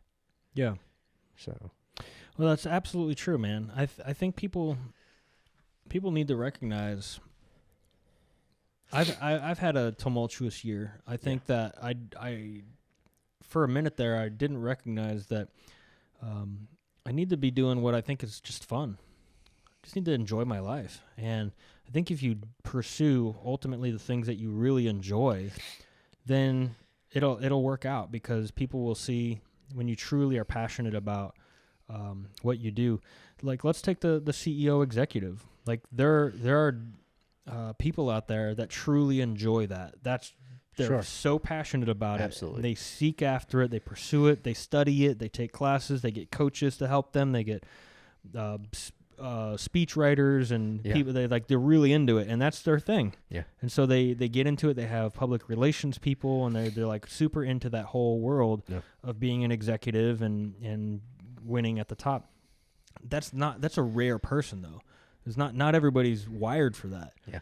I know I'm definitely not wired for that. Like, it's just not my thing. And I was in the corporate world for a while, and it's like I can hang there for a bit, and until I realize that I'm kind of fooling myself. Like this is just I can do it, but then at the end of the day, I'm not feeling fulfilled because it's not really what gives me drive and purpose and ultimately makes me happy. So I'm not going to hang in there for 25, 30 years and be the executive of a corporation because it's just not what I want to do. Yeah, sure. So then what is it that really makes a person happy? And I think that's when you see that somebody's doing something they really enjoy, they're having a good time about it, you can see that. You can pick up on that vibe. And why is that person successful at the thing they're doing? Yeah. Because everyone sees that and they're like, well, I want to work with that person because they're really enjoying that thing, whatever it is, making lemonade, selling micro semiconductors, they're whatever that interest is. Yeah, for sure. Yeah. So getting back to what you're saying is like, I think we need to have those moments in life where we take a step back and we recognize, hey, it's time to have a little break. It's time to have a little reset. And let me remember for a minute, like, what is it that I really enjoy about life? What is it that makes me happy? And I think it doesn't have to be the solo trip for sure, but it's got to be something. Something, yeah. Go on a retreat. Go do something. But breaking away from your normal routine, whatever your routine is, you got to break away from it. I believe, and make time for your passions, whatever that may be.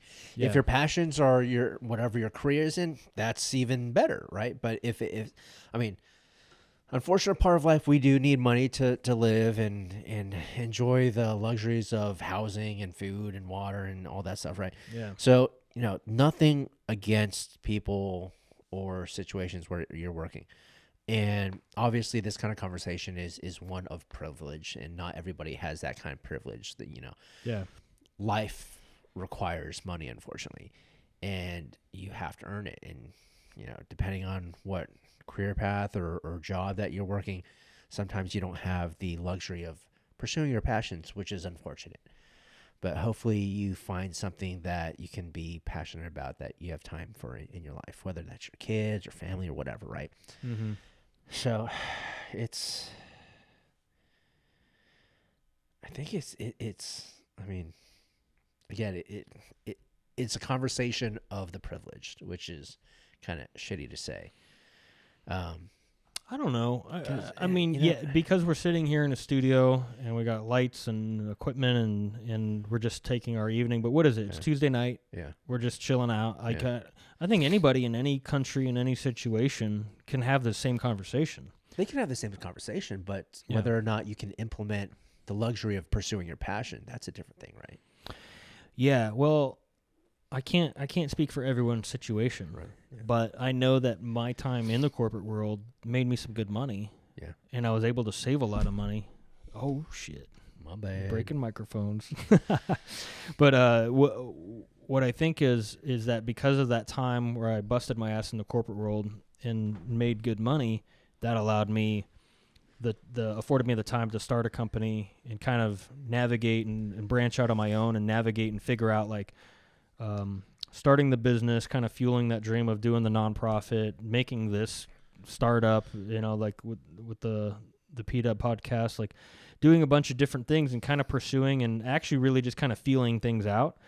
I've been afforded that opportunity, and while it hasn't necessarily from a financial standpoint felt super productive, it's been productive in other ways, and where it's given me time to explore myself and pursue other things. Like earlier this year, I did some things. Sure.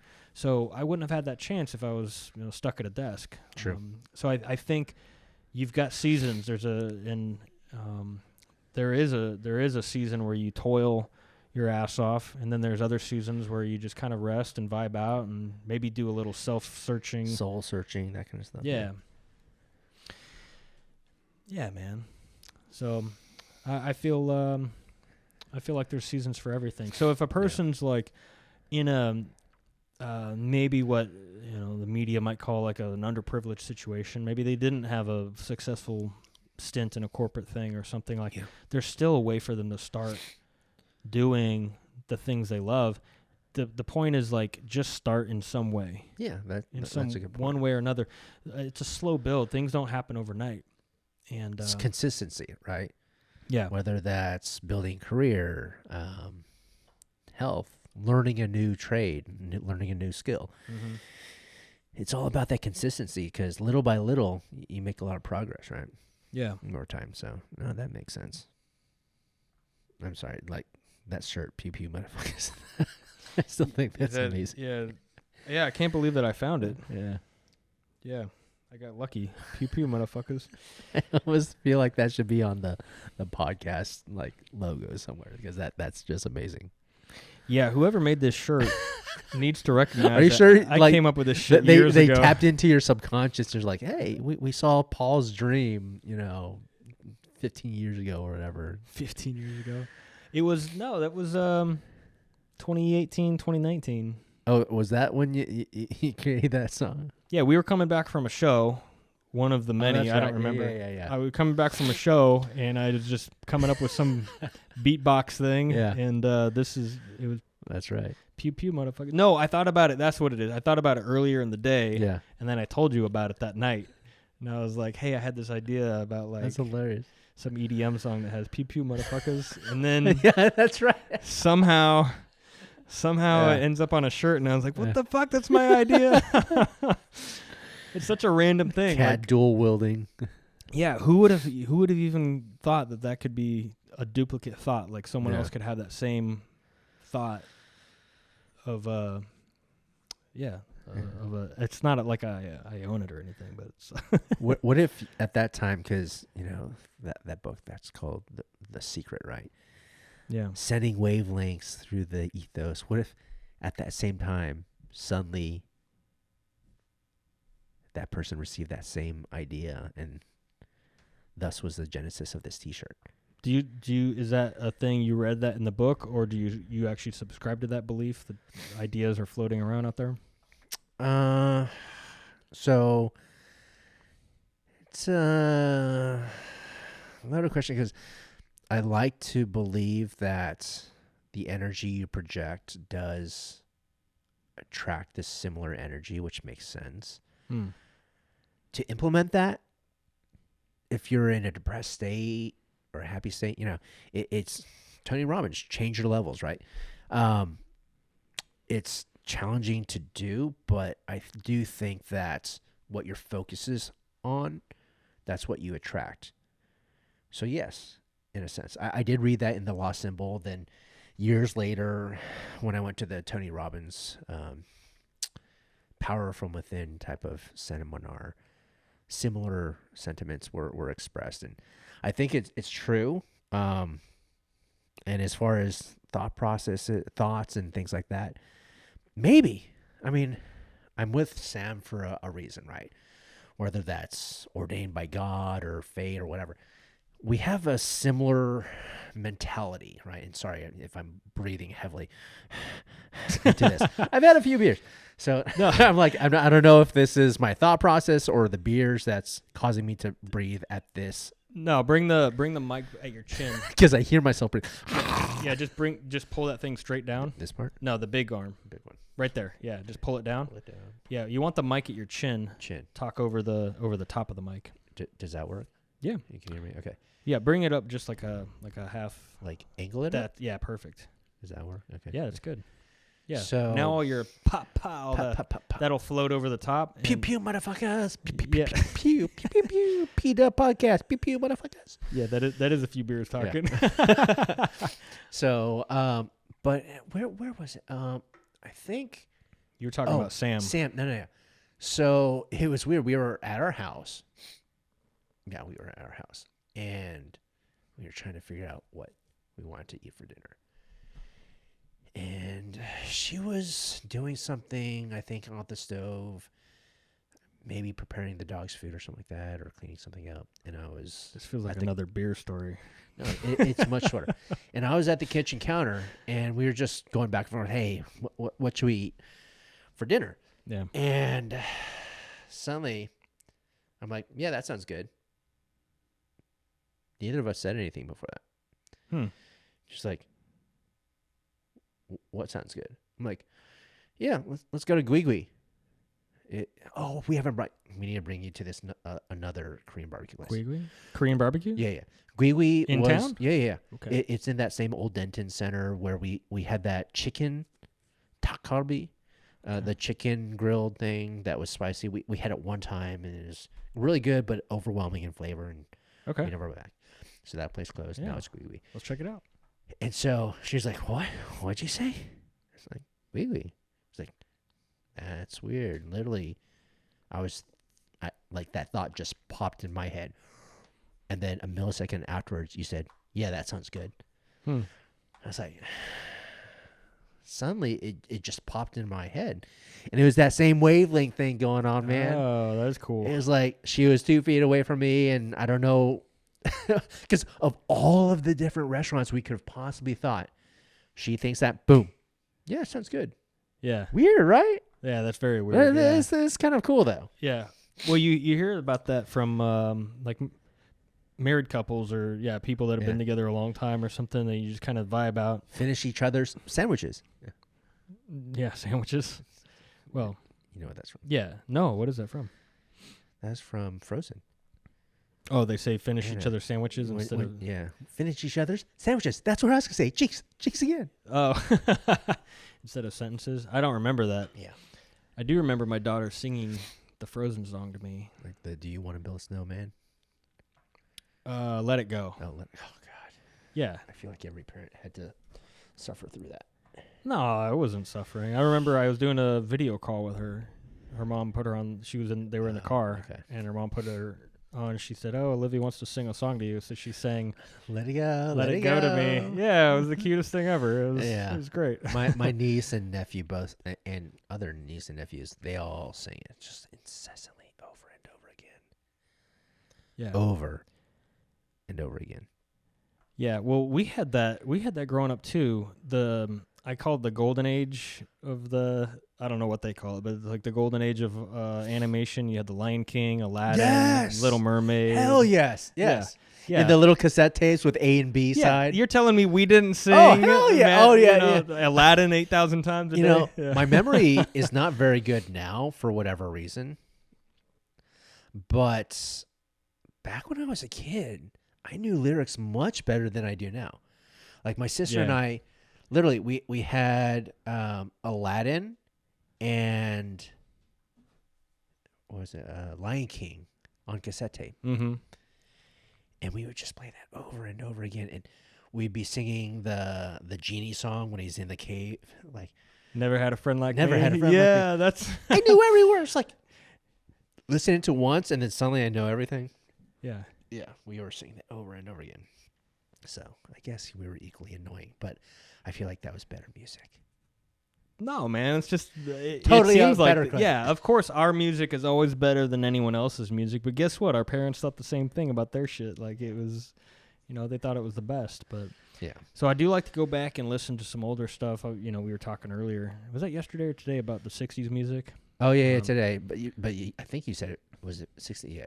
Yeah, but I like to go back and listen to some older stuff. But I want to make sure I'm not gonna be that grumpy old guy that's only stuck on old stuff. Like, oh yeah, the Lion King and Aladdin, that's the best. And it's like, yeah, Let It Go had its moment for a minute, and then it got kind of annoying. I'm not like into it. But what I want to do is like keep a fresh mind about the new stuff that comes out because.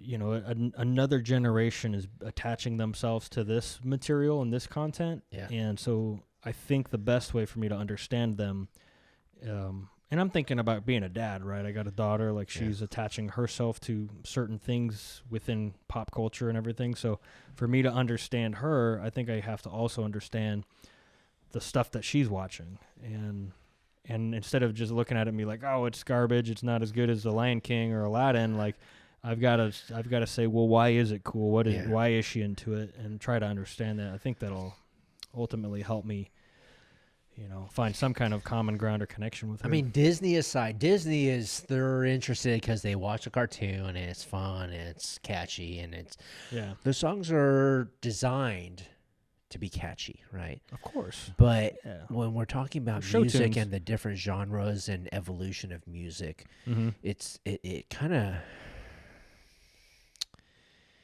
it follows generations and it follows fashion as well. If you notice, No, I haven't. In what because way? you look at music that's put out today versus 10 years ago, and you look at who's putting out that music. When did they grow up, right? And you look Yeah. at fashion. When did they grow up? So I don't know if this I'm pulling this completely out of my ass, but you might have maybe a 20 to 30-year cycle, Hmm.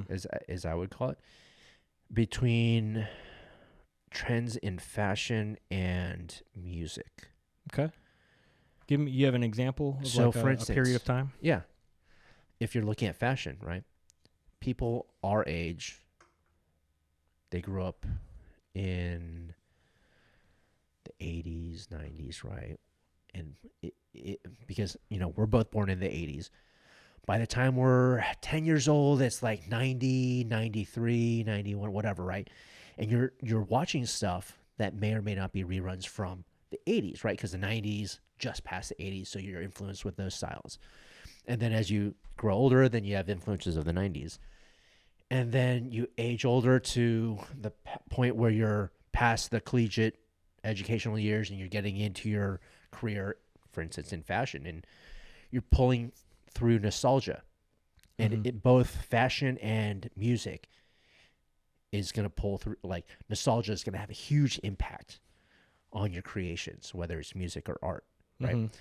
So at one point, growing up, I don't know if your sister or mom or whatever, they wore, what are those called? Those really annoying tube socks. I don't know. Like leg warmers. Oh, okay. Leg warmers, right? Yeah, that was from the 80s. Yeah. The warm-up leg warmer thing. Yeah. Leg warmers. Stupid ass like scarf for your legs. I hate it with a passion. For your legs. But Nobody made you wear them. no, but it's just something that I never liked. It's not my thing. They do look silly. It reminds me of like a Fraggle Rock looking Jim Henson Muppet outfit thing. Yeah. Not a like that I'm into. Yeah. But for a period of time, leg warmers are coming back. Oh, yeah. Within the past like 5 No, I 8 remember. years, right? Yeah, I remember seeing And it. then there was word that I heard within the past like 12 months that someone was trying to bring Jinkos back. You remember Jinkos? I hated Jinkos. I had a pair of Jinkos, but I hated them What because were the Jinkos? What was that? each leg of the jean was like the width of your torso. Oh, yeah, the gigantic Freaking like, grunge era yeah. where everybody's wearing these stupid ass like jeans where you could fit your entire body in one pant. Like, I hate those. Those were coming back.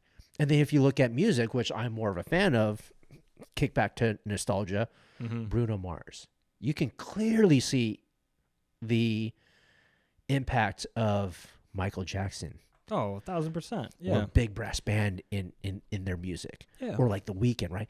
And you get these little snippets where they're pulling back from the music that their parents listened to as they were growing up, and it becomes a nostalgic and cyclical element that repeats itself every so often throughout the generation. So it's repeated but changed.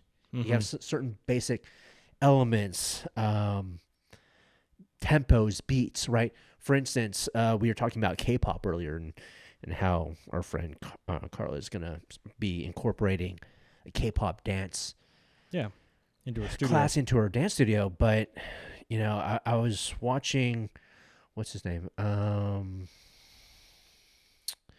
J.Y. Park or something like that. He's a musician and producer. I think his label is the label for Twice, which is a huge K-pop artist group, a girl group out in Korea. And he came up with a song called "Don't Stop Me."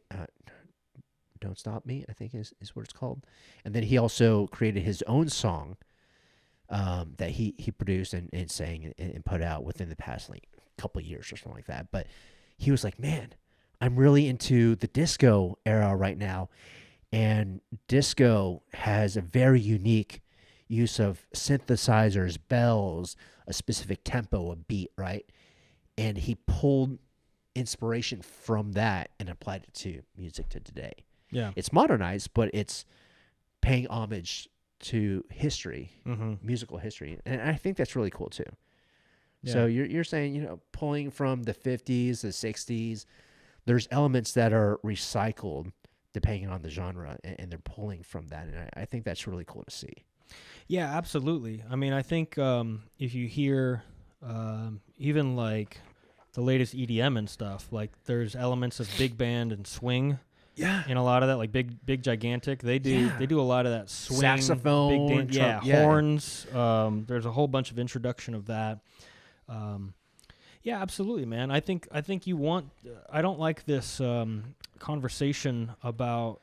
And I don't want to get into the political stuff so much when we're talking about music, but when we're talking about like appropriating cultures and stuff, it doesn't make sense to me because you're paying homage to that thing. You're saying that thing is awesome and I love it so much. Yeah. I want to incorporate that into what I do because it has inspired me. It has fed into who I am and my identity as a person. So when you're talking like Bruno Mars, he's very much like a Motown Michael Jackson. Yeah, it's amazing. I love his music. Yeah, absolutely. I love his stuff too. So when we see, like, I don't think that without those original divas, if you think of like Aretha Franklin, Eartha Kitt, you have these like early days. I know they're totally different generations, but yeah, when you have these like early female divas, you're not going to have Christina Aguilera or Adele. They're not going to come. Absolutely. They're not going to have. You're not going to have them without that early trendsetter. Yeah. But a lot of their stuff has those elements built into that, and I think that's a good thing. So music definitely evolves, for sure. Because if you listen to Led Zeppelin, David Bowie, you've got these early days dudes, and they're playing their stuff. Where do you think like Stone Temple Pilots got their stuff? Where do you think like their influences? Red Hot Chili Peppers. You're telling me that the Peppers would exist without disco having come first? Like, you got to have disco before the Red Hot Chili Peppers exist, and so a lot of these styles are augmented from older stuff, which is great. Right. So it's not recycled so much, and you did say it. It is recycled, but it's paying homage. I think it's upcycling. Yeah, yeah. It's modernizing the traditional music stylings and tonalities and tempos to their current flavor and their own interpretation. Yeah. Yeah, the danger I feel, and I was mentioning this at lunch, I feel like the danger is that you get somebody that's got a really amazing sound, and you make their sound so crisp and sharp and sterilized and mastered that you don't capture the rawness of who they are. And I think you've got to capture that. So some people you've got to see live because their stereo or their album has nothing to do with actually who they are as an artist. You were describing to me earlier, but the chopping up of the vocals and stuff, like it can't be perfect pitch all the time because in some songs you need them almost going off key in a way because you're capturing harnessing the emotion. Yeah. So if you're not harnessing that emotion, you're not going to be able to capture the full feel of what that song was originally intended to be. And to that, like, I get it. When you produce an album, you want it to be perfect. You want it to be, the best quality that it can possibly be. Yeah. Nothing's offbeat. Nothing's off key. Nothing has the wrong word, whatever, right? It has to have just the right amount of growl if it's that type of song. It has to have just the perfect run, whatever, right? Yeah. And they sample and chop it up and create an entire jigsaw puzzle out of 200-300 takes, right? Right. And I almost wish I knew of a sound engineer or a production company that works in that field, or an artist, right? And understand their desire for that perfection and see how it plays into what you're saying about the interpretation and emotion of the song, because depending on, just angle that bottom part up towards you. Okay, because I kept on hearing the P, the staccato P. Just rotate it This way. This part. Yeah, angle that up to you. Okay. Yeah, there you go. Okay. Yeah. So, the emotion and interpretation of the song, at which point would they even consider keeping the imperfections? Because I saw something about death metal, right? That's not my genre, dude. I listen to practically all music except for that death metal screamo type of stuff. Yeah. And I was wanting to understand why people enjoy it. Right? Like, have you ever heard any of that stuff? Yeah, I had some friends in college where they were in a metal band. They started a metal band and they would play in like small bars and things like that. Okay, so, metal's metal. Like, Metallica's metal, right? Metallica's they metal. They can be metal. Yeah. I wouldn't call them a metal band. I would call them like a hard rock. It's like a wine. You've got light rock, you've got jazz But rock, you got rock, you got hard rock, metal. Death rock, screamo, death metal type of stuff. Yeah. That kind of stuff. Yeah, death metal is different though. The death metal is not Metallica. Those are definitely different. But what I'm talking about is like the death metal stuff. Like, some people love that. I saw some video of a dude death metal, that he was like it was like one of those random walk-ups, like, hey, what's your favorite type of music? And he's like, well, I can't even say it because it's hardcore stuff. It's like death metal. And he's like, no, what's it? And it was like something, I don't even remember. It was like Disturbed Fetus or Rotten Fetus. It was something crazy, right? And so I looked it up out of curiosity to see what kind of music this is. I personally don't understand how people would enjoy this music. And nothing against it. It's just me personally. I don't understand it and haven't been able to appreciate it. And so I literally looked up, why do people like death metal? Because I want to figure out what people find as appeal. And so there's a guy that was explaining the situation, right? So he's like, why do people like this kind of music? So if you think of pop music or rock or whatever, right? A lot of Adele, Christina Aguilera, even Metallica, right, or Linkin Park, a big part of it is the lyrics and the presentation of the lyrics, the singing and expression of that, and then the background instruments and everything else that goes in to support it is kind of the background. But what he was describing is, on death metal, it's just like the exact opposite. So it's pure emotion, but some of the riffs that are in some of the death metal, like guitars and drums, it's actually pretty impressive. And once he pointed that out, I was like, oh, it kind of makes sense. And the death screaming, the growling kind of stuff, which I couldn't understand to save my life. Right. I actually looked up some lyrics. I was like, oh, that's what you're saying. That becomes a secondary. Right. So the focus is on the instruments. I don't know if that's true or not, but that was one interpretation, and that helped me understand somewhat, perhaps, why people would find the appeal in that. But yeah, I think it's just you have something in you that needs to be expressed. Yeah. And why are you going to listen to Muddy Waters or Stevie Ray Vaughan? Yeah. There's something in you, and you just need to kind of groove. You need to vibe into something. You just need. Wow, wow, wow, bow. Like, you need that in you, right? Yeah. You need to express whatever that is, and you need to feel that vibe. And then sometimes you just need,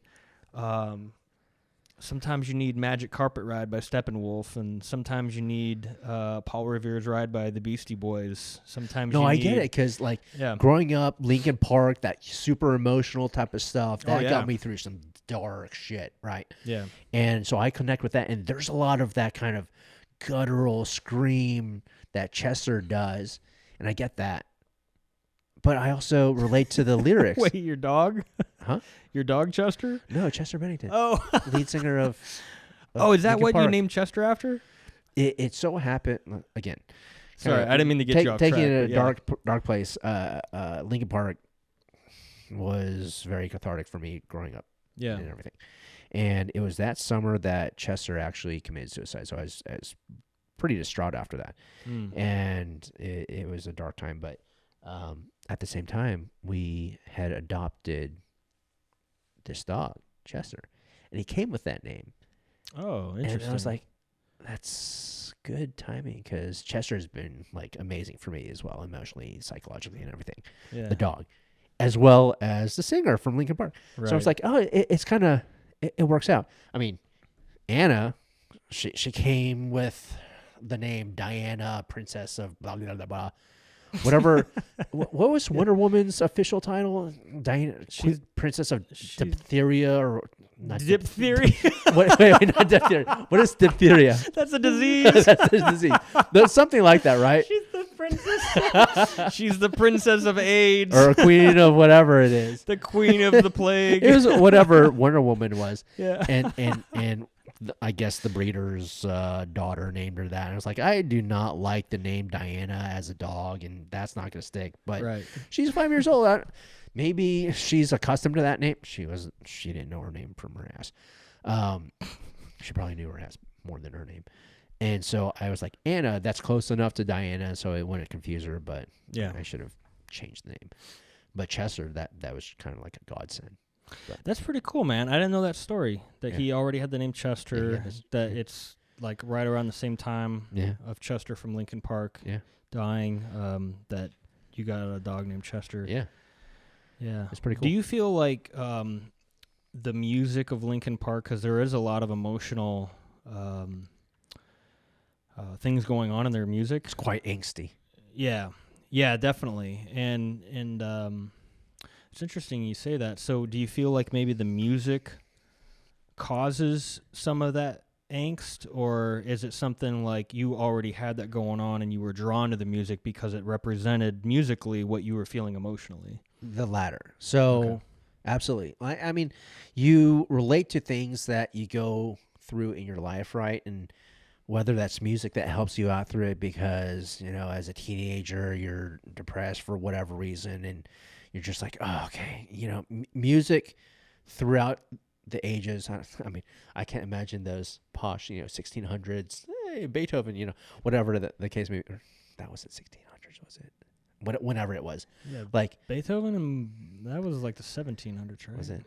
Yeah, like I think the 1700s. But like, I don't know. Connecting emotionally, then I don't know about that. Well, Beethoven is Beethoven is like the classical music version of emo music. Yeah. I mean, totally, yeah, for its time. Yeah, if you want to rock that was like out, the super emo dark, I'm expressing my darkness and despair through that, and he was in some dark times for a long time. And it is expressed through music. Yeah. So I connected through it, not only because it was amazing music, and Chester, I think Linkin Park was revolutionary in the combination of hard rock with some EDM in there, because DJ Han, and then rap. Mm-hmm. So it was an amalgamation of different genres. So it was revolutionary in that basis, but also it helped me, and the words, really kind of resonated with some of the stuff that I was going through at that point, and still go through now. So it's cool how music can help you escape or deal with certain emotions or thoughts or whatever the case may be. So yeah, I feel like it can do. I think it can do both. I think like if you're going through something, and you hear of music, an artist, or just a genre in general, and you're like, that's what I need right now. Yeah. And because it's not only do I identify with it, like the lyrics or what it is that they're saying in the music and all that, not only do I identify with it, but it's kind of helping soothe. Yeah. It's almost like, the cerebral version of someone just kind of rubbing your back and like, it's okay, man. Like, hey, you know what? I'm going through this too. This is how I feel. And you're like, I feel that way too, man. Thanks. And it's like you're getting that comfort from that artist. Absolutely. About that same thing. But I feel like also it can't there's got to be an evolution too. Like if you're going to be able to advance and move on from that bad time, then maybe musically it has to change too. Um, and I'm kind of meshing this out here, so bear with me. But I feel like if this is the thing that initially, if I'm going through this time, listening to a lot of blues or something, right, and I'm just kind of feeling sad, or if I'm just using some kind of music to help me cope with feeling sad about something, then it helped me in that time. But now that I'm moving, or that I want to move on past the sadness, I've got to not only move on in my life, like do things that are good for me, like get good sleep, nutrition, fitness, go on new adventures, go do something, right? Be out with friends, be with family, like do things to kind of get me out of the funk.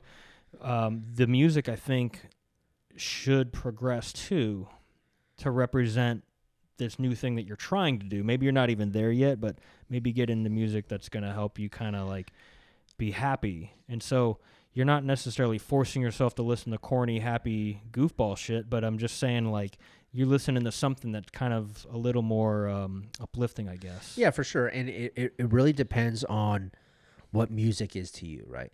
Some people listen to music just for the sake of listening to music and it's fun or whatever. Like Sam, for whatever reason, loves country. And for me, country is a nostalgic thing. When I was out in Pittsburgh going to college, you know, I'd listen to a lot of country, newer, not the old twangy twang stuff, but like Luke Bryan or, you know, Rascal Flatts, that kind of stuff, or Tim McGraw. Okay. Antebellum, right? The new age country, modern country. And so she likes it, but she doesn't listen to it for, you know, anything else than for what it is. Just music to listen to. Certain people like myself, music is a lot more tied into my emotions and my mood and dealing with certain aspects of life, whether happy, sad, depressed, whatever the case may be, excited. I listen to, and part of the reason why I listen to a lot of different type of music is because it reflects potentially my current mental state and my emotions. Yeah, just get it out there. Yeah, there you go. And so, you know, EDM, you've got a lot of different types of EDM as well. Sure. But I also listen to classical guitar, and it's a different flavor. Michael Bublé, Frank Sinatra, Michael Jackson, right? Versus Linkin Park, right? Red Hot Chili Peppers.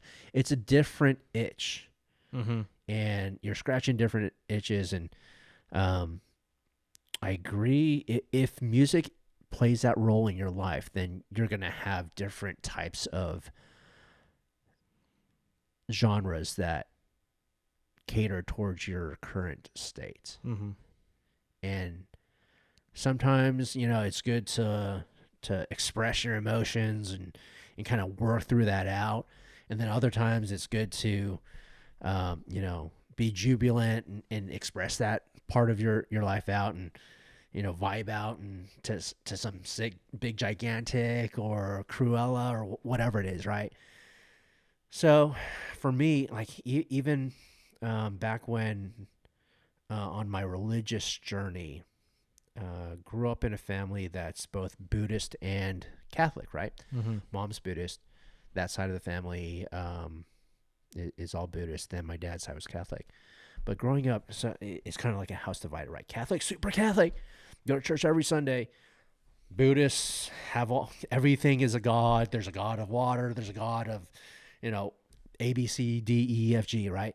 So you're always, you know, praying to them and sending incense, praying to the gods. And my mom has this little altar for different items. And I was kind of like religiously confused growing up. And then at one point I completely denounced and almost resented Christianity because of what was going on in my life at that point. And then when I reconnected with Christianity, it was because my buddy Mike brought me to Watermark, a church. And because music was so influential in my life, praise and worship there is through music. Yeah. which is very different because growing up, 8th grade through high school, senior year, I went to an Episcopalian church where you're singing the most. Nothing wrong with it. Let me put that. Nothing wrong with it, but it's very mundane and in my mind, boring hymnal music. Mm-hmm. And you don't hear the joy in people's voices when they sing that, and you're allegedly connecting and singing to God to praise Him and everything like that, right? And you would have long scriptures, but at this non-denominational Christian church, praises through song, and you could hear the jubilance or despair or sorrow that people are connecting. And initially it kind of weirded me out because you'd see people, with their hands up as they sing, eyes closed, just immersing themselves in the music in a way that I would normally do in, like, say, EDM concert, right? Yeah. Yeah, you see that EDM shows a lot. Yeah. Yeah, same behavior. But then at the same time, next to them, you might have someone that's bawling their eyes out as they're dealing with whatever they're dealing with and singing to the same song.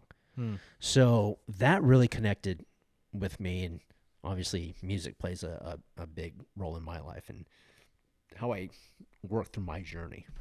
Yeah. So that was, I never thought about that until just now, really. Yeah, well, there's definitely a movement, I would say certainly in our lifetime, maybe a little bit before, maybe the 70s or something, but where religious groups, predominantly like Christianity, but like religions in general, have done a big effort to make the activity of the expression of participating in their religion is like a lot through music, a lot through song, because there's power in music. There is. I mean, you recognize if you're at an EDM show and it's like the DJ cuts the thing and everyone's just singing a cappella to the whole thing, like, dude, the energy in that room, it's just like, like chills down your back and you just goosebumps. You're like, oh my God. For like, sure. It's just like the power in that room of one unified expressed voice singing the same thing. What's that song? All I need is your I saw that video. love tonight. Like when I don't you know what artist does that, by the way? No Okay, so like that, I'm like, dude, that would be. I mean, I experienced that. Even what my first experience with that outside of church and whatnot, singing the same song, was a Metallica concert. Because all fans of Metallica, pretty much, the songs. Oh, dude, everyone's got it so memorized. And when you go to a concert, they literally, it's like a 10,000 person choir. Oh yeah, and it's amazing. Yeah. It's so cool. Yeah. Yeah. So that's what I'm saying. The power of the room, and so you get that into a religion thing, and I won't comment on religion in general. I won't get into the whole religion stuff, but what I will say is like it's the same thing. You got a big group of people that are all singing the same stuff, and there's like a shared experience there. There's an energy, there's a power that's being transferred, and I don't think that's germane to just religious experiences. I think that I would even argue that the mass crowd singing the same thing is could be said that it is a religious experience in itself. Yeah, regardless of what the song or the cause is or whatever. I think that it's just you're sharing something that you don't normally get to share. Normally it's just you and your wife in the house with the dogs, or normally it's me at the office, or normally it's and you just talk one-on-one, or you just got a few people, or we go to a party and there's 20, 30 people, 40 people there or something like that, but they're not all singing the same thing. No, 100%. Then you get 10,000 people singing the same thing, and you're like, oh, like something happens, man. It's like there's a magical power there. It doesn't necessarily have to be singing either, because throwing back to my experience at the Tony Robbins Power from Within seminar and events, one of the first things he has you do is kind of strip away your self-consciousness, right? So everybody is self-conscious in public settings for the most part, right? If someone's judging me for doing something, behaving, singing, dancing, whatever, right? And to be able to go into, like, at first, when we first walk in, they're playing music, and he's like dancing and everything, just go crazy, and everyone's kind of like looking at each other. It's like, are you dancing?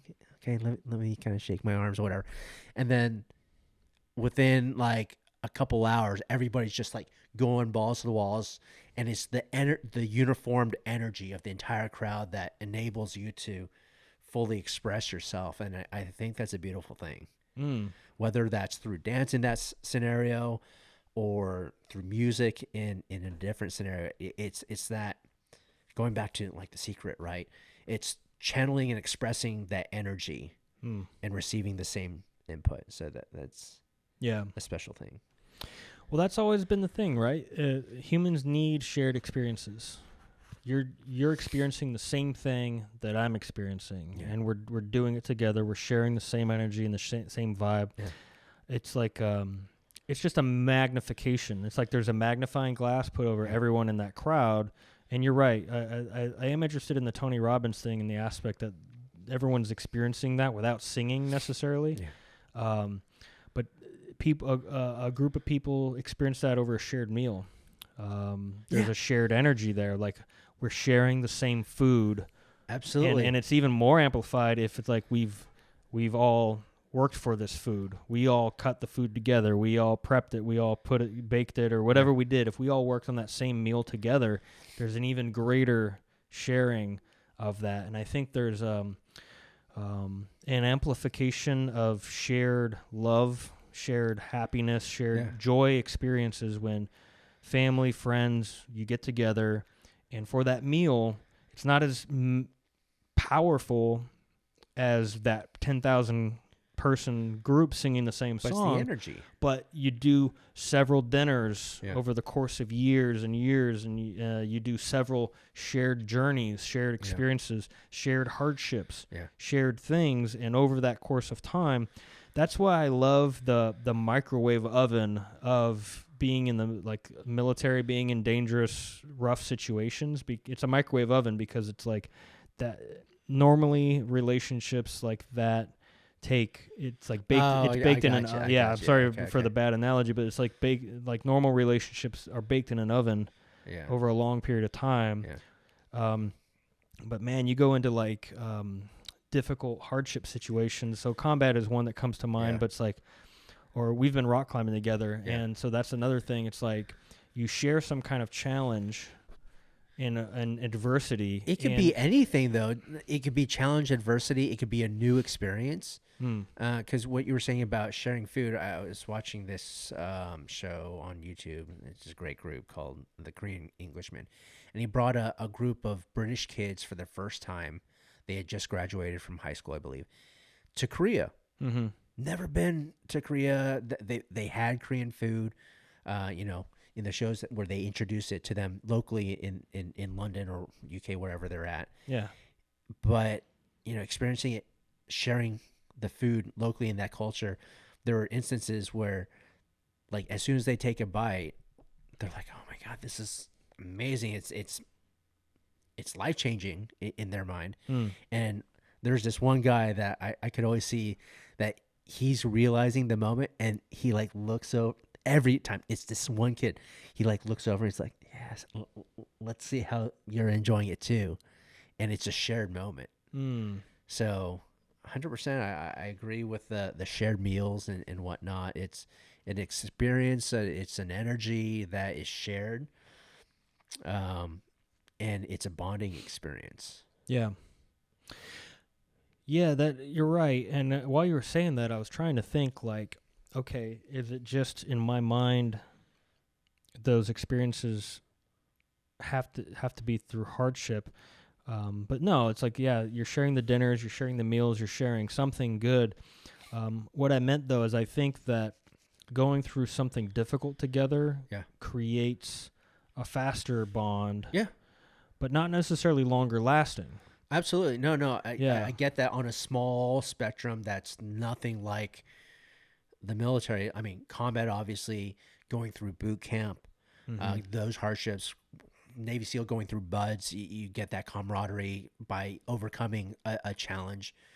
If you're in a fraternity or sorority, depending on your fraternity or sorority, going through a pledging process, plus or minus, uh, depending on the organization. But Yeah. it could be an extraordinarily challenging in that circumstance process, and that binds you together because you're able to say, "Hey, yeah, it sucked while we're going through it, but we got through it together."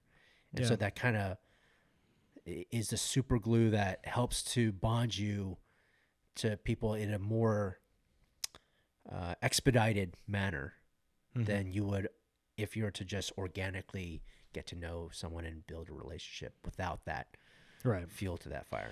Yeah, I think you've got to. I think you've got to have a mix of it, right? Like all the stuff you and I have um, shared Yeah. over the years. Like we're friends for life, man. Yeah. Like I believe that. I feel that, and it was a number of things, right? Yeah. It wasn't just any one thing. And Started with so an egg.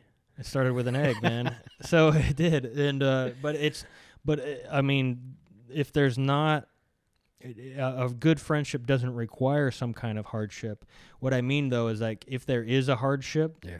then especially if it's a person you haven't known that long, or you don't know that well, but then you go through a hardship together, there's a faster bond created. sure. But there still needs to be ongoing tending to that garden. Like you still have to continue to have new experiences with that person, because if all you have is that one hardship, ultimately I think there won't be as strong of a bond. But if you continue to make new memories after that hardship, now you're solidifying that thing into something concrete. But Yeah. that's how families stay together despite all the bullshit that families have to go through together, is that amidst the problems that a family can have together, there's the ongoing process of shared meals. And so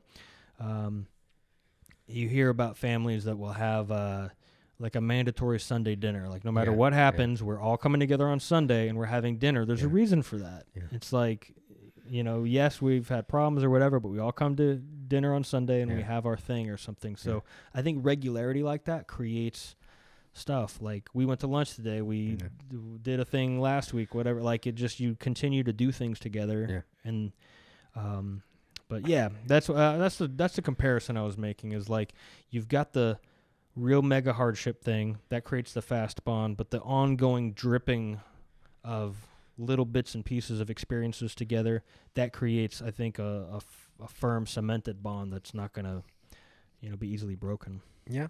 No, that's I think that's the case with any relationship, whether a significant other or friend or family, right? So Yeah. there are instances where you can, like you said, you can have a situation where you become super close to someone really, really quick. Yeah. And if you don't keep the communications or shared experiences, whatever, in whatever modality that you're able to, then, I mean, clearly you're going to drift apart. But at the same time, especially if there's a distance, physical distance element to that. But at the same time, I feel like those types of relationships that you build, they have the potential, like once you get back together, it's like no time's passed whatsoever. You're picking up just like you were chummy yesterday, right? Even though it's been 1, 2, 10 years, you're able to pick up with them, that quickly. Yeah. So, yeah, I mean, granted, you're not gonna, your experience in combat and whatnot, you clearly develop good relationships with those folks, but and I'm sure there's the physical distance of people living in different countries, different states, cities, whatever the case may be. But I feel like if in those circumstances, if you're a meet them up on a random planned trip or whatever, you just pick it up like it was yesterday and still have that connection. Yeah, I think so. I think I'm trying to think. Like while you were talking about that, I was thinking about one of my old roommates that I had when I lived in the apartment near Addison. Him and I don't really talk much anymore, but I know if we met up, it'd be just like a fun time. Yeah. Very cool dude. But yeah, just you lose touch. People move to different states and things like that. Yeah. So, yeah. But there, I have friends that like Dave. I've stayed in touch with even despite him having moved to Colorado a few years ago. Yeah. And we still stay in touch. I go see him once a year in the cabin and stuff. And Dave, you still have to come down to Texas because it's a one-way thing been a here, while, buddy. yeah. You gotta. Nah, he likes staying up in the mountains, man. He doesn't want to come down Mountain here. Man Dave. There's nothing going on down I here. get it. Yeah, but yeah, man, it's interesting. Like one relationship is still going to be good if we see each other again, but the other one we still stay in touch, and it's not comparing one person is better than the other, but I think with Dave, like we've been on a lot more like out there on the rock. We've been on a lot more like tough outdoor situations, and I think again there's a bond created through that adversity, and I think that I don't think it's the same as if you share a meal with somebody. Sharing the meal is still vital to the relationship, but going through some kind of hardship together hardens things and makes it more firm. Well, I think like hardship in general, it's exposing some sort of vulnerability, whether that's an emotional, psychological, or physical, right? And when you're sharing each other's vulnerabilities and overcoming an obstacle, that should naturally create a firmer bond, right? Yeah. Yeah, that's what I was saying. Yeah. Yeah. Yeah, man. Well, I'm wiped, dude. I think we're it's almost 11 o'clock. Oh, jeez. I'm not sure. I haven't looked at the timing thing over there, but I think we've been going for a while now. Yeah. Yeah, dude. Okay. This was fun. Yeah, it's fun. I want to do it again. Pew pew, motherfuckers. Pew pew, motherfuckers. All right. Yeah, good to have you.